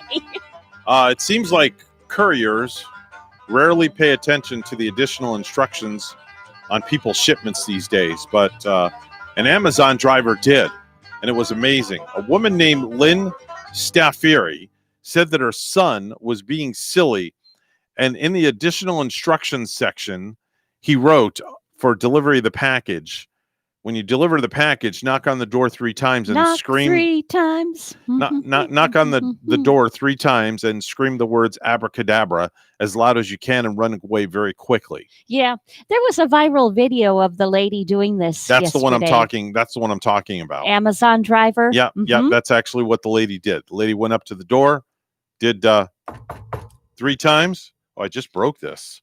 Darn it. What'd you do? Chip Well, a nail? No, I just Oh my broke the goodness. button. Got to be careful here. Things are fragile. Ooh, yeah. So let me try it over here. 3 times. Ring the bell. Hold on. Gotta ring the bell. Okay. And then run away. Mm-hmm. And that she did. They got it on the Ring video doorbell. And she yelled abacadabra first. Yeah, like and then she tripped going down the stairs. Child wanted her to. Yeah, she tripped and busted her butt. Oh, boy. Yeah, not a good thing. Workman's comp. Yep. We're going to stay in Florida, where a Pinellas County man has been arrested on a charge that he stole a $900,000 boat, then ran it into 4 channel marker pilings. The arrest report says Donovan Russell Jester, 28 years old, of Largo, Florida, was arrested on a charge of grand theft of a vessel on Thursday of last week. Now, the theft occurred around 2:15 in the morning.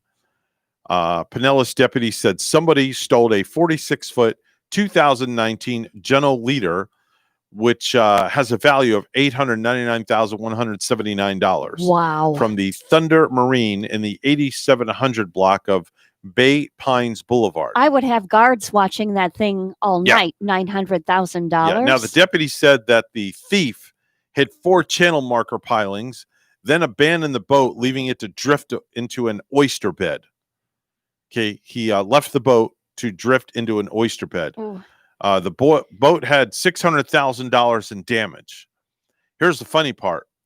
The next day, guy returns to the boat dealer and walks in a suit and a tie and makes an attempt to buy the same kind of boat.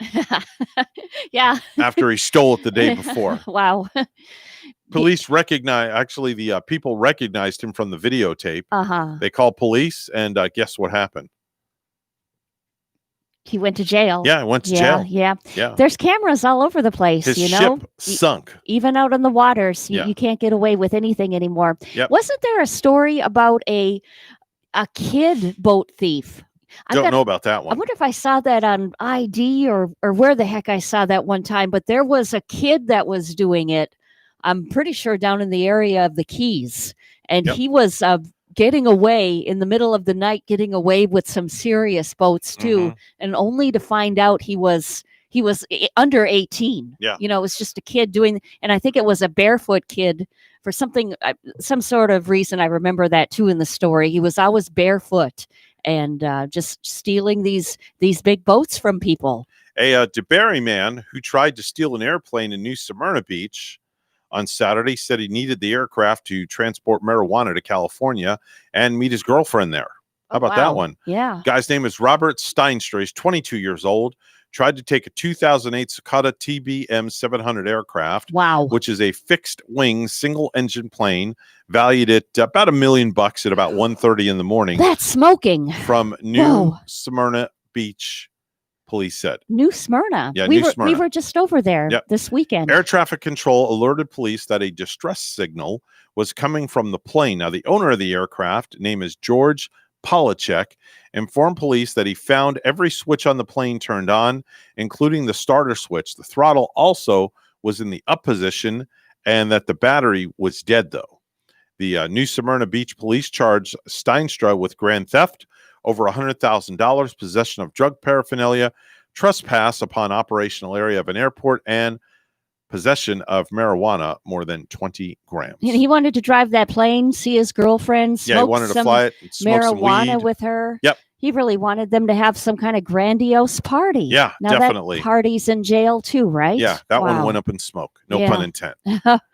Earlier this year, airport security in Belgium stopped a guy who was flying from Jamaica.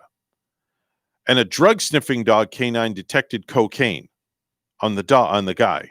Now, it's not clear if the drug dog sniffed him out or what, but they didn't find any drugs on him. So, upon further search, they take the guy to a private room, and it turned out he was hiding 4.5 ounces of cocaine in something that's called fake manhood. Just use your imagination. Oh yeah, yeah. A toy. Yeah. A toy. Okay. He hollowed out the toy and hid the cocaine in the toy. Wow, you got very creative Yeah. now. How about that one? Yeah. Yeah. Imagine going through the airport waving that thing up in the air. And his creative juices were flowing. Yeah. Hollowed it out and hid the cocaine in there. Right. I know. I see your facial expression. Yeah. Like, is this really true? Mhm. Bonnie, you can't make this stuff No, up. you can't. You cannot can't. make this stuff Well, up. I think you could make it up, Evan. Like if you late No. into the night when you're up, I'm not creative enough to make these stories up. and like if you can't find a story like this, you No. could get creative yourself and just make it up for I us. don't. I just copy and paste. But this is true. I copy and paste. It is true. These stories all come from legitimate news websites. Yeah. I have like 15 of them saved in my favorites Right. on Google Chrome. Anyway, a man who lives on the west side of Atlanta told police that late one night last month, his ex-girlfriend kicked a hole in his front door. Mm-hmm. Okay, kicked a hole in the front door. Yeah. He said she unlatched the lock and walked in after she kicked the hole. The man said that when she came in, he took off out the back door. Now, the reason he did this, because he's not supposed to be around his ex due to a violation of a restraining order. So he left abruptly and did the right thing. Hmm. The woman, 41, was then said to have locked the man out of the house until, that is, he returned and he threatened to call the police. When he was finally let back inside and the woman unlocked the door, the man told the woman she needed to leave so he could finish eating his dinner. That's what the police report noted. Mm-hmm. At which point, she took his dinner off the table, threw it all over the walls and the floor before leaving. Oh, how disgusting. The man informed a police officer that he figures the damage to his door amounted to about $300, and his dinner for the barbecue chicken plate set him back about $8. It wasn't a cheap hungry man meal. No. So the police report was filled out by police officers saying that the estimated damage was $308. Good, and I hope he gets it. I hope he wins in that I hope situation. he gets his chicken meal back. Yeah. Or money for his chicken meal. That's Right. $8. Mhm. That was a very expensive chicken dinner. She'll have to get a job and pay up instead of not doing things like knocking down her ex's door. Yeah. They took her to jail, and she's yet to bond out of jail Mm-hmm. Wow. on the small measly charge. Yeah. Yeah. How about that one? How about them apples, huh? Right? Could you imagine coming home, you're sitting down at your dinner table and your ex-boyfriend kicks the door in Mm. and you're eating your chicken dinner. The chicken dinner that you've been craving about Yeah.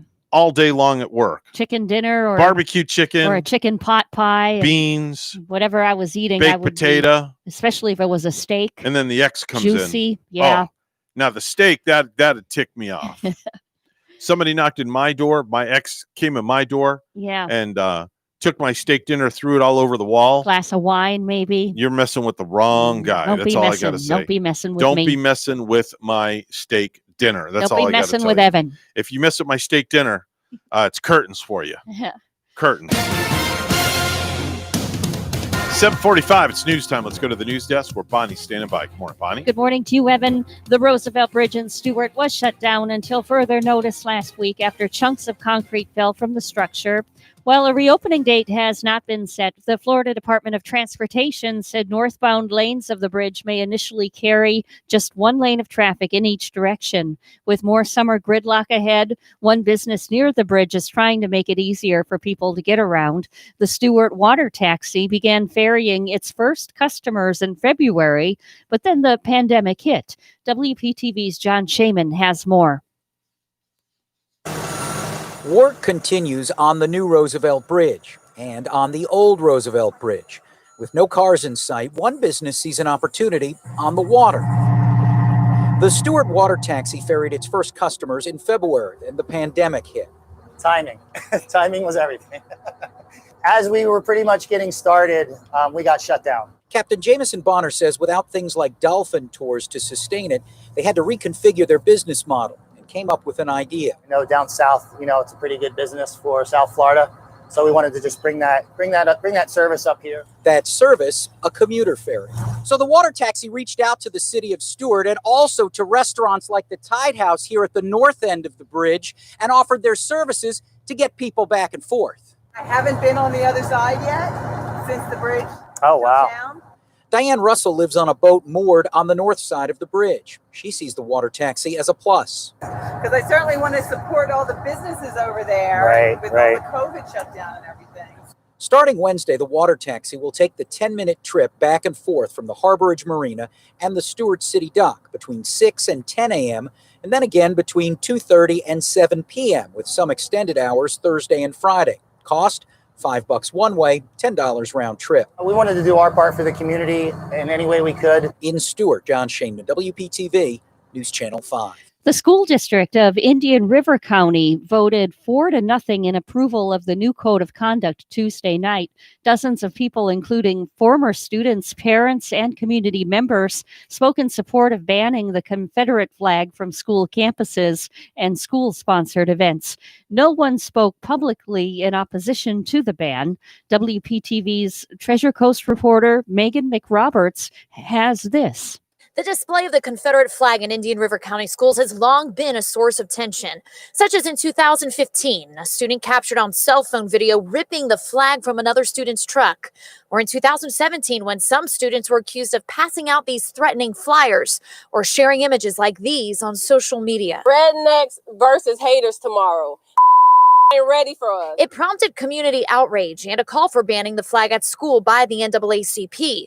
Parents supported it. It's about the people that are feeling afraid. But school leaders ultimately didn't get a ban on the books. If NASCAR can ban the Confederate flag, surely the school district of Indian River County can. Rashawn Green helped bring the issue back to the attention of school board members over the last few weeks. Black people, we see the Confederate flag like the swastika. She's a chairperson on the school district's equity board and spearheaded an email campaign asking school board members to reconsider the ban. She's had a lot of support, leading the board to support the ban as part of an updated code of conduct. Why are we talking about banning the Confederate flag here in 2020 when it should have been done a long time ago? Why should students be allowed to bring such a symbol of hate, Black oppression, and racism into our schools? If you want to show that you truly care about the Black students entrusted in your care, ban the Confederate flag. The new code of conduct will be approved at a July board meeting. Megan McRoberts, WPTV News Channel 5. And lastly, one of the 3 U.S. attorneys in Florida is recovering after testing positive for COVID-19. Larry Keefe, who represents Florida's Northern District, is doing well and is self-isolating while directing the activities of the U.S. Attorney's Office remotely. Keefe's symptoms are said to be mild, including a loss of taste and smell. The FBI has ended its investigation into the noose that was found in NASCAR driver Bubba Wallace's garage stall at Talladega. They concluded that no federal crime was committed because they found video proving that the noose was in the garage as early as October of last year, and that the garage was only assigned to Bubba last week. Now, to be clear, this cannot be considered a Jussie Smollett situation. Bubba never saw it and wasn't the one to report it. He was told about it by NASCAR and reacted like anyone else would. News time is 7:49, and weather and traffic together are next.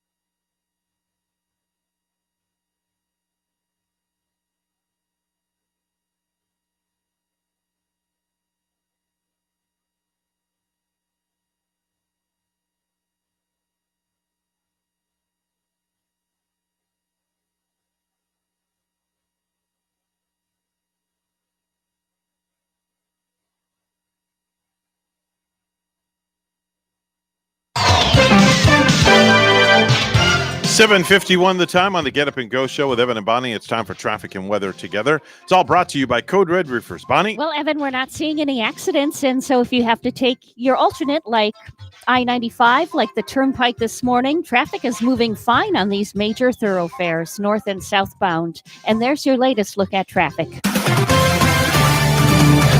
It's 78 right here in Stewart. Here's more on our forecast at WPTV. It's a warm and sticky start to the morning along the Treasure Coast. Temperatures starting off in the mid to upper 70s under partly cloudy skies.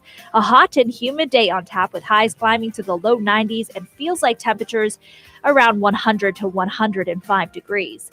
Isolated showers developing along the sea breeze, then pushing inland throughout the evening. For the end of the work week, Saharan dust continues to filter in.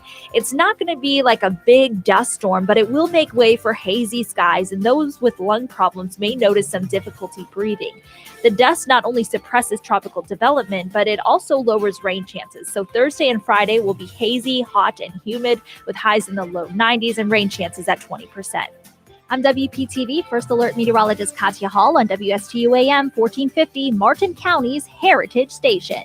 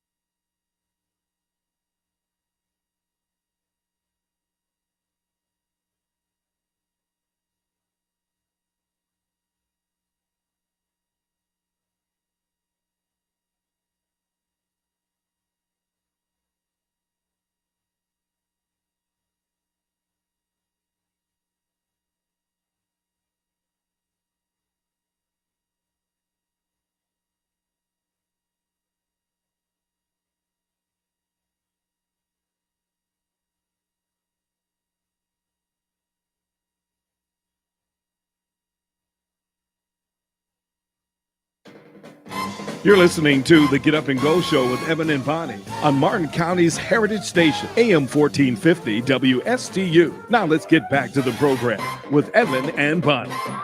About social distancing? Want to make sure your first sit-down meal at a restaurant is safe? Come on into Feed Bags, where your food goes directly from the frying pan into your face mask.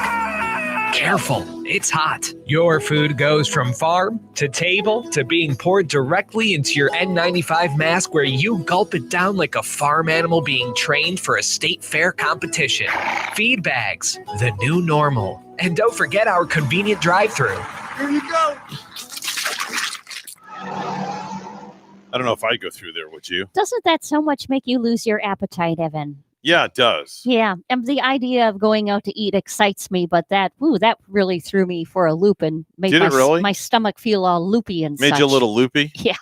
Loopy. I've never seen you loopy before. A little bit nauseous. You could say. Nauseated? Yeah. Just a tad bit. Just as Just a small little now, bit. I'm all for wearing the mask and for protection, but just the idea of eating with the masks involved and the way they represented that one. Okay. All right. It just came I'm out not as going to argue with you. nasty. All right. I'm not going to argue with you. Got a couple of questions for you. Would you rather? Would you rather invent a foolproof lie detector machine that is 100% accurate and legal in court, or discover a cure for all cancer? Discover a cure for all cancer. Yeah, definitely discover a cure. I Yeah. would agree. Would you rather live in a world where the government picked your career, or the government picked who you would marry? Wow. Neither one, but Got to choose one. I'd let him pick don't who know. I'd marry, because you can Probably. always get divorced. Yeah, just Doesn't say true. anything there about not getting divorced. Yeah, I guess the Mary one too. Yeah, I definitely would do the marry one. Yeah. Would you rather find out your mother fooled around and has no idea who your real father is, or find out your father is leaving your mother for another man?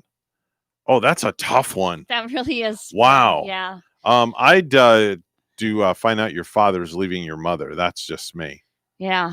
That's my choice. I don't know. That's a hard one. What was the first one again? Would you rather find out your mother fooled around and has no idea who your real father is? Okay, so in other words, you have no idea who your dad is, or find out your father's leaving your mother for another man. I'm going to take the first one. Okay, all right. Lastly, would you rather gravely cheat on your taxes and then face an IRS audit, or have a secret recording of you taking a long, hot shower posted on the internet?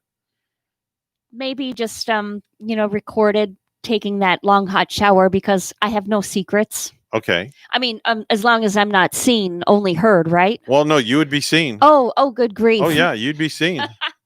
No, then I'd take the first one. All right, very good. With We're the taxes. We're WSTU Stewart. We're Martin County's Heritage Station. The news is coming up next, and then hour number 3 with Taryn Krisda, Martin County Administrator.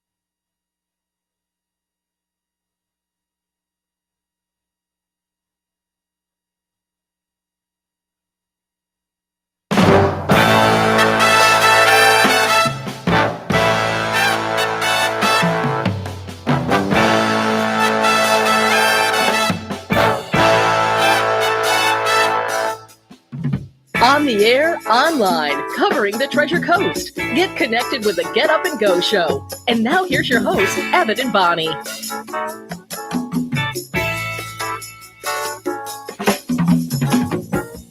.807 on the Get Up and Go show with Evan and Bonnie. And of course, it's time for our weekly visit with the one and only Martin County Administrator Taryn Krista is joining us on our line right now. She has the what's called the BAT phone number. Not many people have that number, and we only give it to a select few, and she has it. And we say good morning to Taryn.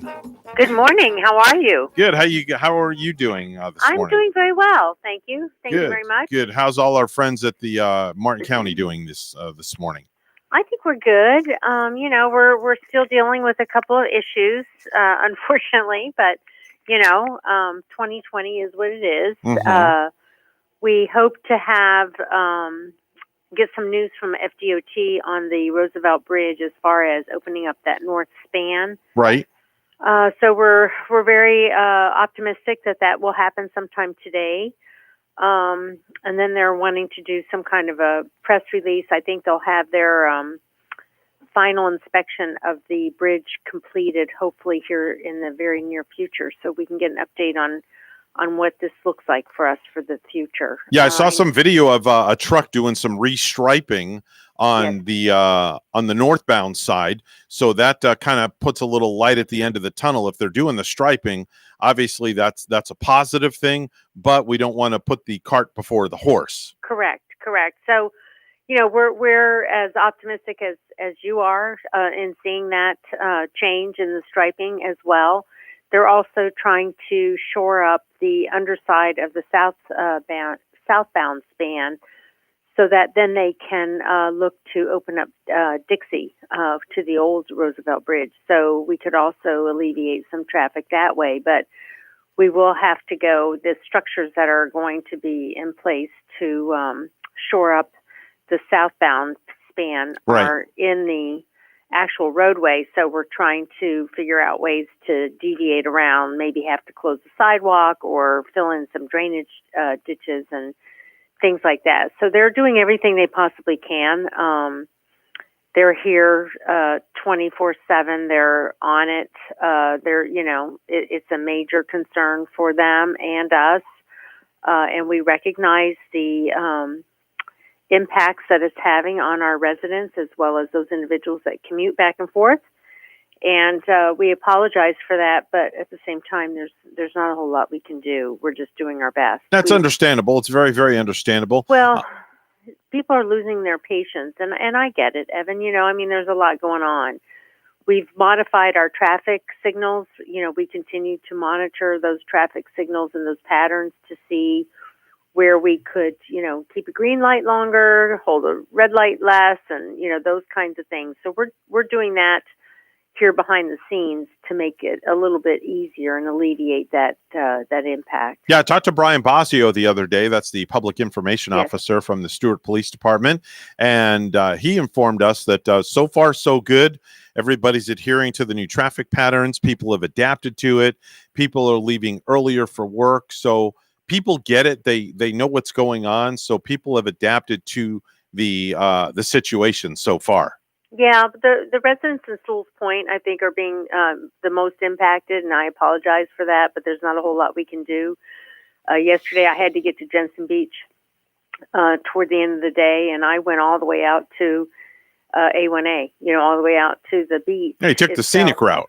Yeah, and it was a beautiful commute, and I can't say that I had any area where I felt like I was sitting in traffic for a long extended period of time. So, you might have to put a few extra miles in to get a little bit further than what you normally do. But at the same time, if the traffic flow's working, it was great. So it worked out very well. Now, a couple of days ago, I was speaking to somebody on the radio, and I said to them, boy, I wish I had a boat and I could start a taxi service going from the north side to the south side. And sure enough, in today's news, there's a water taxi now. Yep. People are very innovative, and that's great. If individuals are able to work that out and accommodate individuals, with Uber and all the other different mechanisms to get people around from here to there. That's great. These entrepreneurs are looking forward to creating a dynamic that's wonderful for them, and that's awesome. I love the fact that they have that the water taxi, because it enables the folks that are on the north side. They can come to the south side. They can go downtown. They can patronize the businesses that have just reopened and get some sort of normality down there and put some money in their pockets. Yes, and it's like you were saying. They just reopened. They just got their feet back on the ground, and then this slaps them. So it's unfortunate. I mean, I was thinking about where your office is, there where you and Bonnie are. You're right at the base of the bridge on this side, on the south side. So for you all, if you live in Port St. Lucie, you've got to come a long way to get to where you are. Whereas before, you just go a mile or so over the bridge and boom, I'm there. Yeah, for me, I go. I get on the turnpike at Becker Road and go south to the Stewart exit. Take that, and once I exit, I follow that around. Take that all the way to Canner Highway, make a left, go to US 1, make a left, and I'm at work. I clocked it. It's only 18 minutes to work at 4 o'clock in the morning for me. Now, Bonnie lives in Port St. Lucie. Bonnie, which way do you go? I go the back road, the Becker Road area. I start out in Port St. Lucie, South Bend, and I head out to Becker, and I turn on what's called Gilson Road, heading out to Palm City.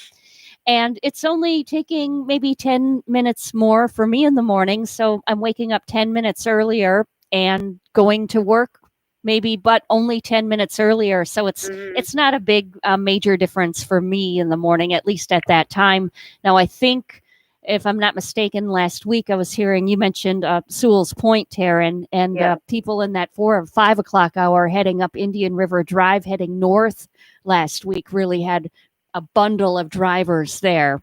Yeah, it was pretty congested yesterday when I was heading out. It was about 3 o'clock, and the traffic that was backed up, waiting to turn left onto North Sewell's Point Road, or St. Lucie, whatever that road is, they call that. It was backed up way over the bridge and back through the intersection of that traffic signal. So that was unfortunate. But like I said, if you were going to go straight, if you went straight, going straight out to the A1A to the beach was pretty flowing very, very, very regularly. So it was nice just to take the scenic route, like Evan said, and just kind of get away from sitting in traffic for a long period of time.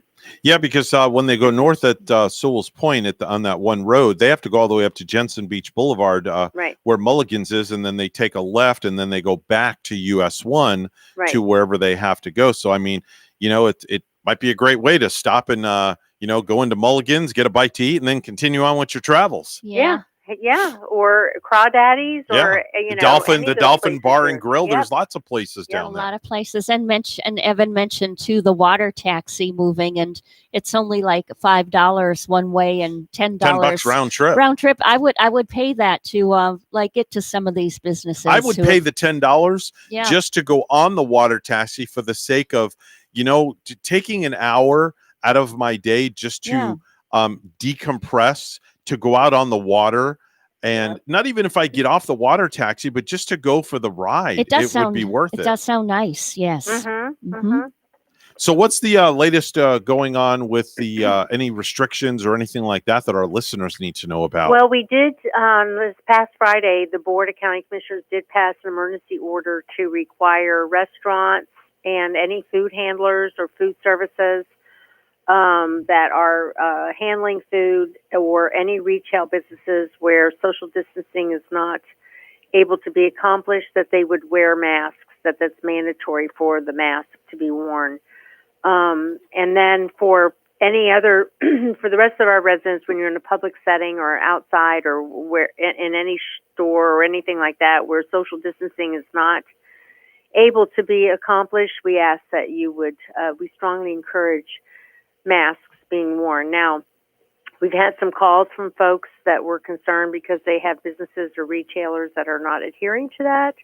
Who should they call? We're working with our sheriff's office for enforcement. We also have our code enforcement folks So, as those calls come in, we will investigate. We will reach out to the business owner. But what my commissioners have been saying is, if you go into a business and they're not adhering to those practices and you're uncomfortable, then walk leave. out. Leave.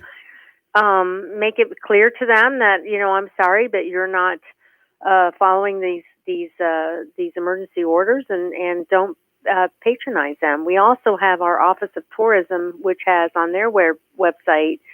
There's a push from the whole state for restaurants that are adhering to these certain policies and procedures to get a designation, if you will, as far as being a clean or safe restaurant or place that you could, go and have a bite to eat and enjoy yourself, that they're adhering to all the CDC guidelines and health restrictions that are in place out there. So I think that's a really positive approach, that if I was a business owner, I would want to register for that. You can just register for it, and you get on our website. The Office of Tourism will maintain that website. So we did that also with the curbside dining, where we were able to list the businesses that were offering curbside pickup and things like that. So I think that was important for us. So we're doing what we can. We do want to remind folks that downtown Stuart is open for business, and like you were saying, Evan, it's just unfortunate that they've been compromised the way that they have. Right, Taryn. Now, I want to make sure that our listeners understand what these guidelines are, because it can be a little confusing.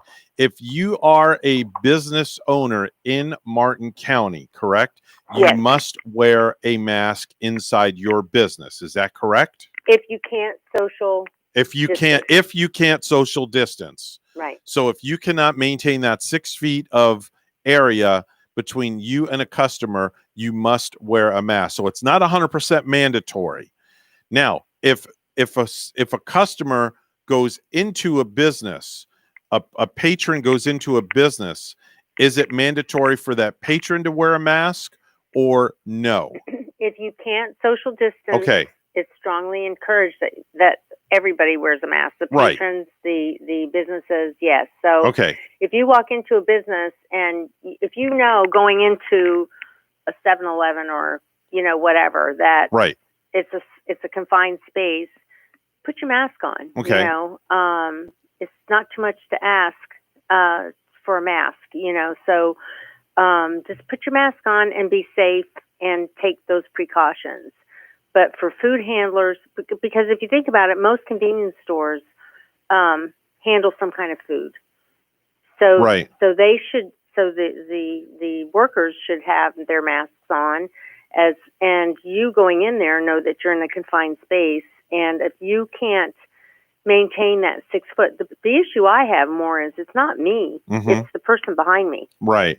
The reason I was asking about that, because I was reading a news article this morning, and I know that the Palm Beach County commissioners, they had a meeting yesterday, and they passed 7-0 that in favor of requiring face masks have to be worn inside public buildings to help prevent the spread of the coronavirus. So it's mandatory whether you're social distancing or not. You have to wear a mask in Palm Beach County in a building. Well, you said public buildings. Yeah, public buildings. Right. Yes. So those would be your libraries, your your county or city facilities. Right, inside public buildings. Right. We have not opened our buildings yet. We're still waiting to get our plexiglass or whatever we're putting up in our at our stations installed, and as soon as that's installed, we will be opening up our facilities. We will be looking to open up our libraries once those safety measures are able to be installed. Okay. So, and whether or not we will require the masks, it will depend on each. I think it's a case by case basis, if you will. Exactly. Our building here in the admin building, we mostly do things by appointment anyways, and most times when an individual comes in, we have the ability to take them into a large conference room where you could have that at least 6 foot separation, if not 10. But the libraries, I think, are a little bit more problematic from the standpoint where you have people coming in asking questions or looking for help on their computers or wanting to use the computers, and keeping those devices sanitized and that, interaction. So we will be putting those safety measures in place as we proceed. The courthouse has already done that. Okay. They passed the judges passed order that you have to wear masks when you go into the courthouse. So if anybody has business there, if somebody's trying to get a marriage license or any other kind of transaction, please call ahead. They are taking appointments. They're not just allowing walk-ins, and making sure that you have the necessary precautions in place so that you can take care of your business and keep everybody safe. All right, very good. It's Martin County Administrator Taryn Krista. She joins us each and every Wednesday on the program at 8 o'clock right after the news. Taryn, God bless you, your family, and all your staff there at the county. Appreciate your time this morning. Thank you. Same to you all. Thank you very much. 8:22, it's news time. Let's head on over to the news desk where Bonnie's standing by. Good morning, Bonnie. Good morning, Evan. The Roosevelt Bridge in Stewart was shut down until further notice last week after chunks of concrete fell from the structure. While a reopening date has not been set, the Florida Department of Transportation said northbound lanes of the bridge may initially carry just one lane of traffic in each direction. With more summer gridlock ahead, one business near the bridge is trying to make it easier for people to get around. The Stewart Water Taxi began ferrying its first customers in February, but then the pandemic hit. WPTV's John Shaman has more. Work continues on the new Roosevelt Bridge and on the old Roosevelt Bridge. With no cars in sight, one business sees an opportunity on the water. The Stewart Water Taxi ferried its first customers in February, and the pandemic hit. Timing. Timing was everything. As we were pretty much getting started, we got shut down. Captain Jameson Bonner says without things like dolphin tours to sustain it, they had to reconfigure their business model and came up with an idea. Down south, it's a pretty good business for South Florida. So we wanted to just bring that service up here. That service, a commuter ferry. So the water taxi reached out to the city of Stewart and also to restaurants like the Tide House here at the north end of the bridge and offered their services to get people back and forth. I haven't been on the other side yet since the bridge. Oh, wow. Down. Diane Russell lives on a boat moored on the north side of the bridge. She sees the water taxi as a plus. Because I certainly want to support all the businesses over there with all the COVID shutdown and everything. Starting Wednesday, the water taxi will take the 10-minute trip back and forth from the Harborage Marina and the Stewart City Dock between 6 and 10 a.m. and then again between 2:30 and 7 p.m. with some extended hours Thursday and Friday. Cost $5 one way, $10 round trip. We wanted to do our part for the community in any way we could. In Stewart, John Shaman, WPTV, News Channel 5. Florida now has more than 103,000 cases of coronavirus. Statewide, almost 3,300 new cases were reported yesterday and 64 fatalities. More local governments across Florida are requiring residents to wear masks in public, but as Rory O'Neill reports, Governor Ron DeSantis isn't on board with that yet. The governor does want people to wear masks, but a statewide law? You catch more flies with honey than vinegar. And let local governments decide. The needs in Miami-Dade are different from Liberty County. Attach criminal penalties for something, you got to enforce it. And the question is, in some of the parts of Florida, is that really a good use of resources? DeSantis thinks younger people let their guard down earlier this month. He says it's time to remind them about the rules. Doing the basic hygiene, practicing the basic social distancing. If you can't social distance, having the mask to cut down on transmission. I'm Rory O'Neill. And now we'll look at sports. A top-ranked tennis star, Novak Djokovic, and 3 other players tested positive for COVID-19 after a series of ill-advised exhibitions that were meant to raise money for people affected by the pandemic. Novak admitted to being a complete bonehead, saying, quote, "We believe the tournament met all health protocols. We were wrong and it was too soon." He goes on to say, "I am extremely sorry for each individual case of infection. I hope that it will not complicate anyone's health situation and that everyone will be fine." News time 8:26, weather and traffic together are next.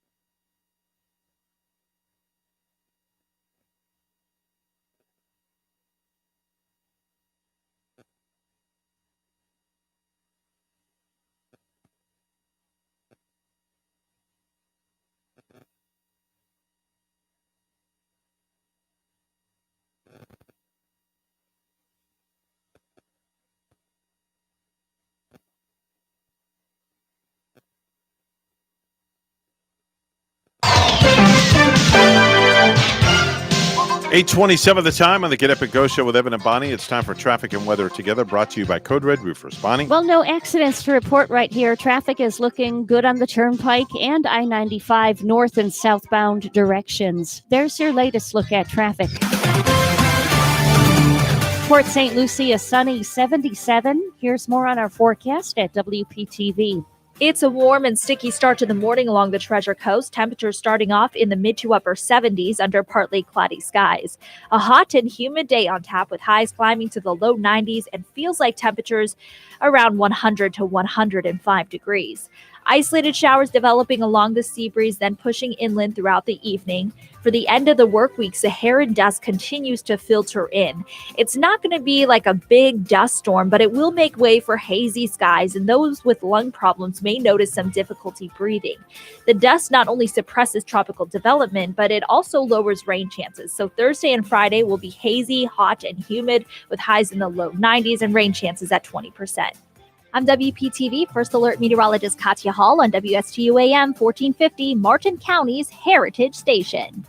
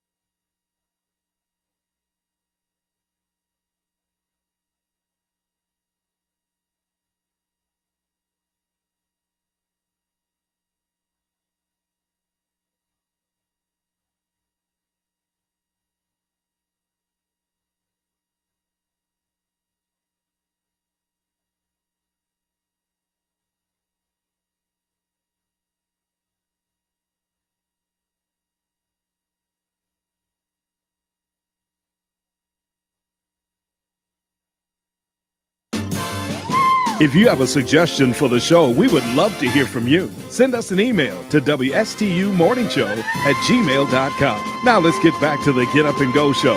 Here's Evan and Bonnie. 8:31 on the Get Up and Go show. It's time to take a look at what's happening in outer space with the one and only Randy Siegel. Good morning, Randy. Good morning, sir. In history, back in 1999, that NASA launched its FUSE mission. FUSE stood for Far Ultraviolet Spectrographic Explorer, and it was launched on a Delta II rocket. The FUSE detected light in the far ultraviolet portion of the electromagnetic spectrum between 90.5 and 119.5 nanometers, which is mostly unobservable by other telescopes.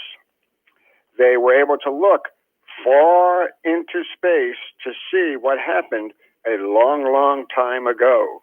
And then on July 12th, 2007, FUSE's final reaction wheel, which is required to point the spacecraft, failed. It did not restart, and as a result of that, the mission was terminated. The astronauts on board the International Space Station are continuing getting ready for a spacewalk that will take place on Friday. Yesterday, the astronauts spent a lot of time sizing up their computers and sizing their spacesuits. The walk is scheduled to start on Friday at 7:35 with Commander Chris Cassidy and Flight Engineer Bob Behnken working on upgrading the International Space Station. A second spacewalk will begin at 7:20 a.m. on July the 1st. Flight engineer Doug Hurley partnered with the spacewalkers in the morning and reviewed the Canadarm2 robot arms procedures necessary to execute the maneuvers for the spacewalk. Cosmonaut Ivan Wagner joined the trio in the afternoon, helping Cassidy and Behnken in and out of their U.S. spacesuits to verify the fit.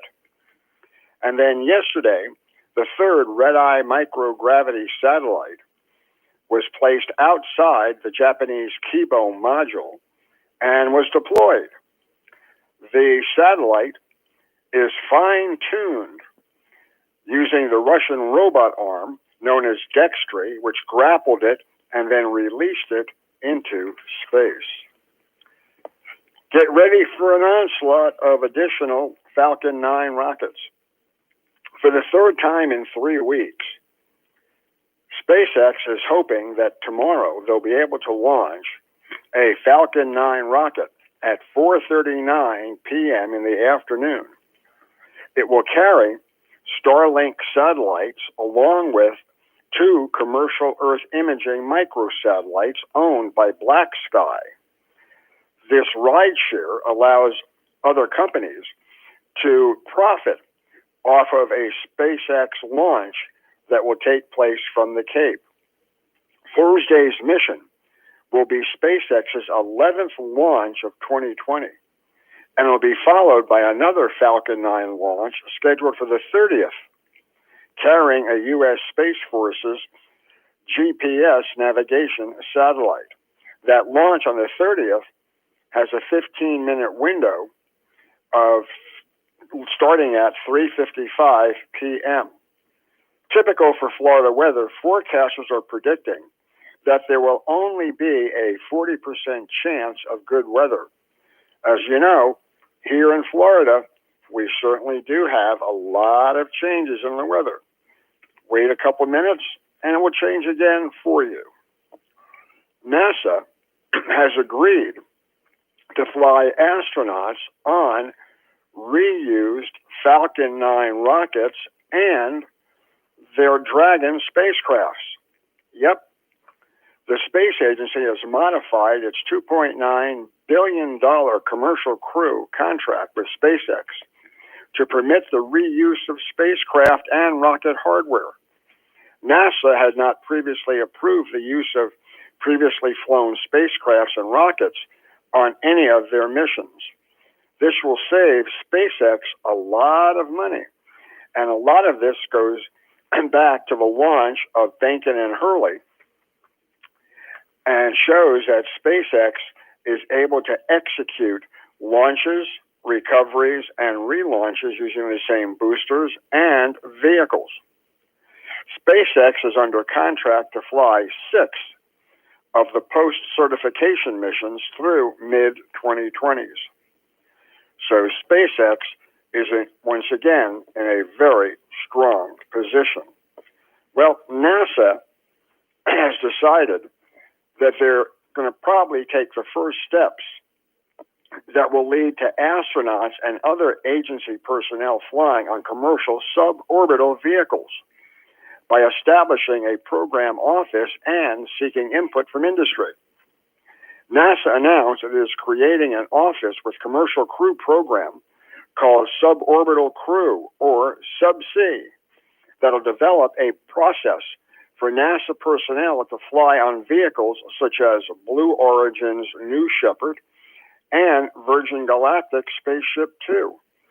This will allow the NASA astronauts to, in fact, be in a position where they will get used to weightlessness, and it will allow researchers to work as well in a suborbital environment. This is something that will only help the commercial industry a lot, to say the least.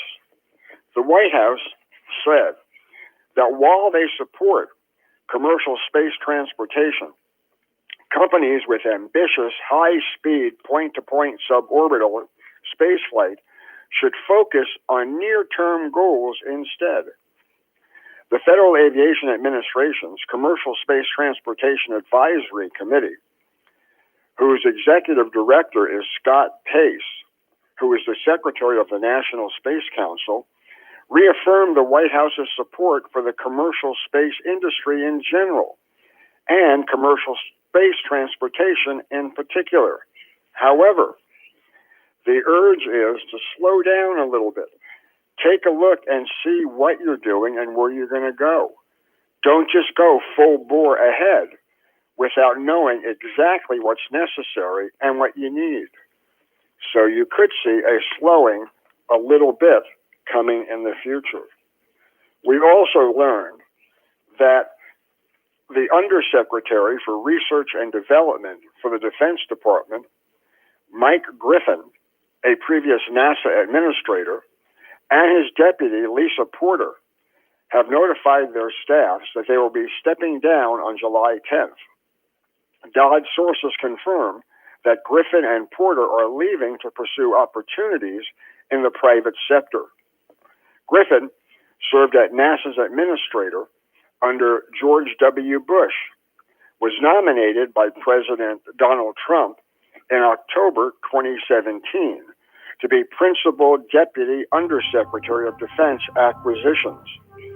Porter is a longtime colleague who worked with Griffin at NASA and the CIA's technology incubator, In-Q-Tel. Lastly, we want to tell you that in a lawsuit in Russia, the Roscosmos won $4.688 million from a company that was stealing from their pockets. Tomorrow we'll tell you more about the National Space Center in Russia, but until then, have a great day, everybody. That's your space report with Randy Siegel. He appears on the program each and every day at 8:30. They give us the latest and greatest on what's happening in NASA. Time to head on over to Ellie's Downtown Deli, where Bonnie's standing by with the latest and greatest to soothe your appetite. Bonnie? Well, at Ellie's Deli, you can get a fresh jumbo wrap. You can get a toasty panini. Make it a warm and toasty one like the hot Italian panini. And Mark, he packs it with ham and salami, capicola, prosciutto in there, fresh mozzarella too, some pesto mayo, tomatoes, onions, roasted red peppers. This one has a lot of flavor. It's packed on an 8-inch hoagie. It's big, it's spicy, it's juicy. And of course, you might want to get a hot bowl of soup with your panini today. Maybe try a glass of wine or beer with your luncheon. It's going to be another hot one, so maybe some ice cold, fresh lemonade. At Ellie's Deli in Stuart, they now have their patio back open, plus they are at 50% dining inside with a full menu for pickup or delivery. Ellie's also has full dinners available for takeout, plus their fabulous desserts as well. Call 772-781-6605 to order and pick up today. They're located 18 Southeast 6th Street, just off Colorado in Stuart. Call 772-781-6605.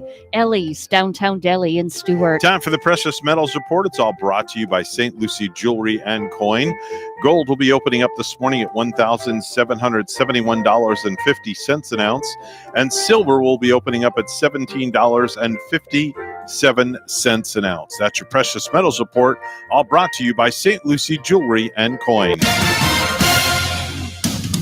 8:42, it's news time on the Get Up and Go show with Evan and Bonnie. Let's go to the news desk where Bonnie's standing by. Good morning, Bonnie. Good morning once again. The Roosevelt Bridge in Stewart was shut down until further notice last week after chunks of concrete fell from the structure. While a reopening date has not been set, the Florida Department of Transportation said northbound lanes of the bridge may initially carry just one lane of traffic in each direction.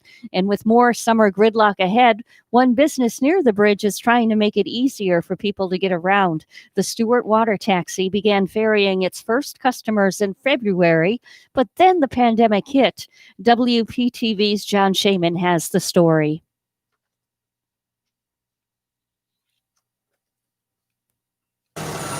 Work continues on the new Roosevelt Bridge and on the old Roosevelt Bridge. With no cars in sight, one business sees an opportunity on the water. The Stewart Water Taxi ferried its first customers in February, and the pandemic hit. Timing. Timing was everything. As we were pretty much getting started, we got shut down. Captain Jameson Bonner says without things like dolphin tours to sustain it, they had to reconfigure their business model and came up with an idea. Down south, it's a pretty good business for South Florida. So we wanted to just bring that service up here. That service, a commuter ferry. So the water taxi reached out to the city of Stewart and also to restaurants like the Tide House here at the north end of the bridge and offered their services to get people back and forth. I haven't been on the other side yet since the bridge. Oh, wow. Down. Diane Russell lives on a boat moored on the north side of the bridge. She sees the water taxi as a plus. Because I certainly want to support all the businesses over there with all the COVID shutdown and everything. Starting Wednesday, the water taxi will take the 10-minute trip back and forth from the Harborage Marina and the Stewart City Dock between 6 and 10 a.m. and then again between 2:30 and 7 p.m. with some extended hours Thursday and Friday. Cost $5 one way, $10 round trip. We wanted to do our part for the community in any way we could. In Stewart, John Shaman, WPTV, News Channel 5. The school district of Indian River County voted 4-0 in approval of the new code of conduct Tuesday night. Dozens of people, including former students, parents, and community members, spoke in support of banning the Confederate flag from school campuses and school-sponsored events. No one spoke publicly in opposition to the ban. WPTV's Treasure Coast reporter Megan McRoberts has this. The display of the Confederate flag in Indian River County schools has long been a source of tension, such as in 2015, a student captured on cell phone video ripping the flag from another student's truck, or in 2017 when some students were accused of passing out these threatening flyers or sharing images like these on social media. Rednecks versus haters tomorrow. Ain't ready for us. It prompted community outrage and a call for banning the flag at school by the NAACP.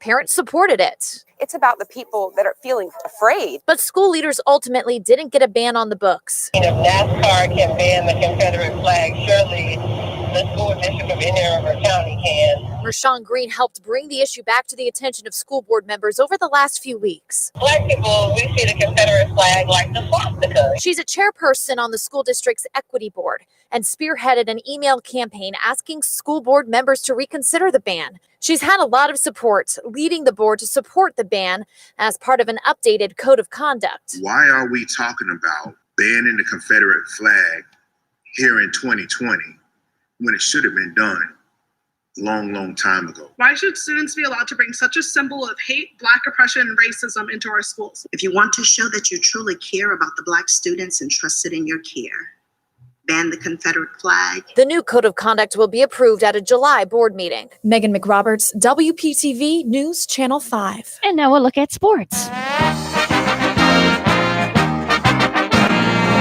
After weeks of wrangling, the Major League Baseball Players Association told Major League Baseball players will be ready to report on July 1st for a second spring training. Teams will conduct a 60-game season in home ballparks. MLB said on Tuesday. Most teams will conduct their preseason training in their home cities instead of utilizing spring training facilities. The length of the season has been greatly reduced from 162 games after Major League Baseball suspended the season in March. News time 8:46. Weather and traffic together will be next.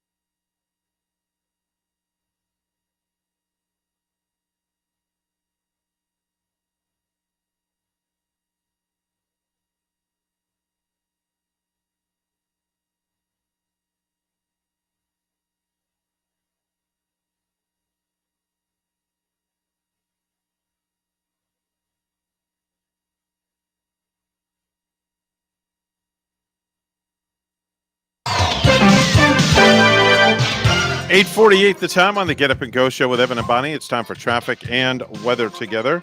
All brought to you by Code Red Roofers. Bonnie? Here on the Treasure Coast, not finding accidents or slowdowns. Give yourself extra travel time during the higher intensity in that 9 o'clock hour when traffic is more. If you got to get around that Roosevelt Bridge, get your alternate, get going early. There's your latest look at traffic.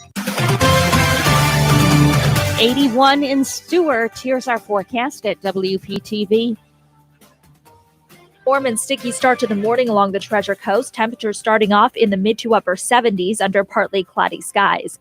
A hot and humid day on tap with highs climbing to the low 90s and feels like temperatures around 100 to 105 degrees. Isolated showers developing along the sea breeze, then pushing inland throughout the evening. For the end of the work week, Saharan dust continues to filter in. It's not going to be like a big dust storm, but it will make way for hazy skies, and those with lung problems may notice some difficulty breathing. The dust not only suppresses tropical development, but it also lowers rain chances. So Thursday and Friday will be hazy, hot, and humid with highs in the low 90s and rain chances at 20%. I'm WPTV First Alert Meteorologist Katya Hall on WSTU AM 1450, Martin County's Heritage Station.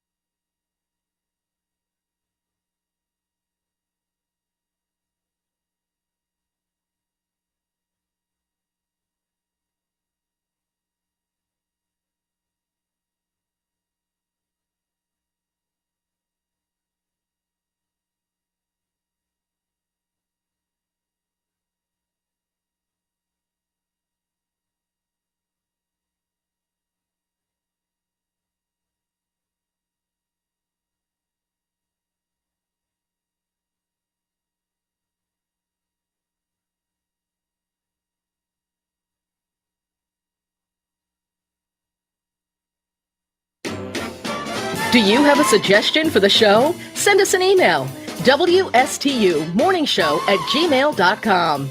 And now let's get back to the Get Up and Go show. Here's Evan and Bonnie. Bonnie, it's time to play one of my favorite games right now. I love this game. Is it a 5-second rule? No, it's not 5-second rule. Is it slogan off? No, it's not slogan off. It's time for Are You Smarter Than a Fifth Grader?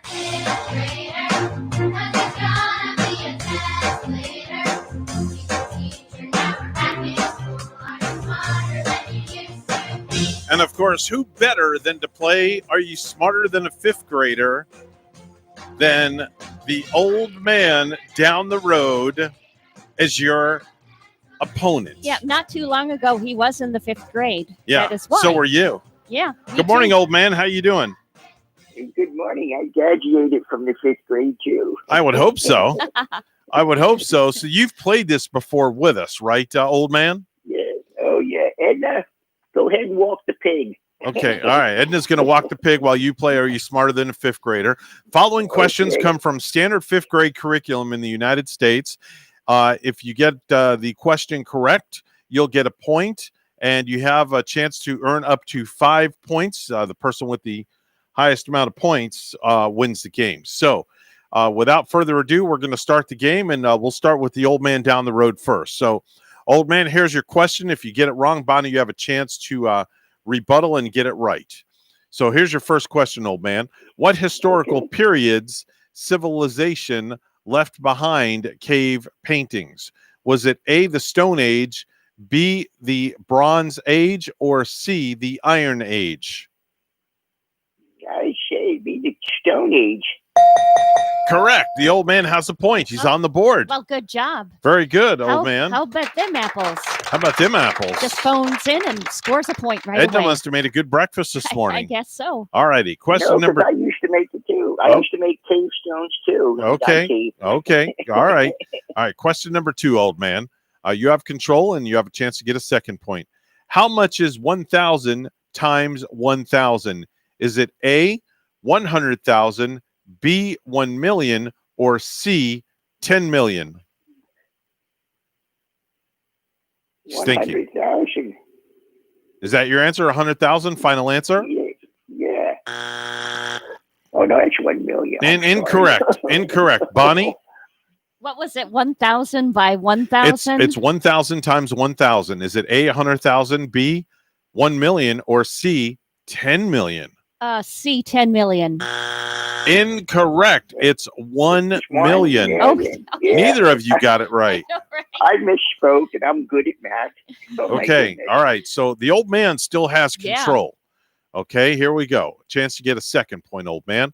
Which of the following is closest to 2 miles? Is it A, 1.5 kilometers, B, 3 kilometers, or C, 5 kilometers? What's a kilometer? I don't know. You have to do a conversion. These are standard 5th grade questions. Well, I'm not in Canada, so I say the second one. I'll That go would with be that. B, 3 kilometers. Is that your final answer? Yeah, okay. Okay. Very good. Okay, you've got 2 points, and you still have control, old man. Here's your next question. Who was America's very first astronaut? Is it A, Alan Shepard, B, Neil Armstrong, or C, John Glenn? John Glenn, because I met him before. Well, just because you met him doesn't mean that you're necessarily right. Incorrect. Bonnie? Okay, so who were the other two? Okay. Armstrong. Who was America's very first astronaut? A, Alan Shepard, B, Neil Armstrong, or C, John Glenn? I'm going to go with Neil Armstrong. Neil Armstrong. Well, you know what? Oh, You are wrong. I can't get a single one right this morning. The answer is A, Alan Shepard. Shepard, I should have known. Okay. I disagree. All right. disagree. I just read it like it's right here in front of me. All right. Stupid fifth grader. All right. Here, I graduated 5th grade. All right. Here's your final question. Another chance to get a point.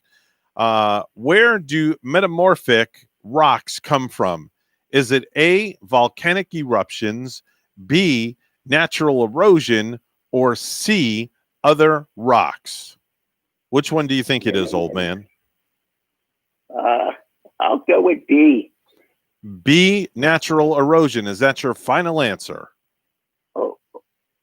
No, the volcano one. The volcano one. So now A, volcanic eruptions. Is that your final answer? Yes, it is. Okay. Incorrect. Okay, Bonnie, you have a chance to redeem yourself here and tie the game. Mm-hmm. Is it A, volcanic eruptions, B, natural erosions, or C, other rocks? It's a natural erosion with Natural erosion? Incorrect. Oh. The answer is other rocks. rocks, really. Oh my Yes. Not doing too well this morning. And that's how you play. Are you smarter than a 5th grader? The old man down the road, he wins the prize. So, old man, you get to spin the prize wheel. So if you would count down from 3, 2, 1, I'll spin the wheel for you. 3, 2, 1. All right, here we go. Let's see what you get.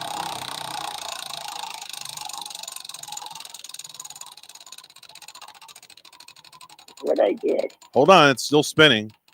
Oh, wow. I think Edna's going to like this one. I really do. What do we get? You won a year's supply of peanut butter and jelly. Oh, I would like to take home that. How's that one? That's pretty good. A year's supply of peanut butter and jelly. Yeah. I guess we can feed that to the pig, too. Okay. All right. Very good. All right, old man. Well, hey, thank you for calling. I appreciate you dialing in with us this morning. And as always, say goodnight, old man. Good night, old man. And that's the old man down the road. He makes his appearance. He did a good job. I forgot to ask him where he was today. Yeah. He's somewhere, I think, traveling around in the Winnebago. Somewhere on the road again. Somewhere on the road again. Well, that's another wrap for the Wednesday edition of the Get Up and Go show, Bonnie. Ooh, today went by fast. It did. Wow. So my head is spinning. Every week is going by way too fast. Yes. Tomorrow's a Thursday edition. Yeah. And then Friday and the weekend's here again before we know it. Mm-hmm. And we'll have Pat Sacco coming in tomorrow. Yes. And this afternoon, it's Condo Solutions with our friend Mark.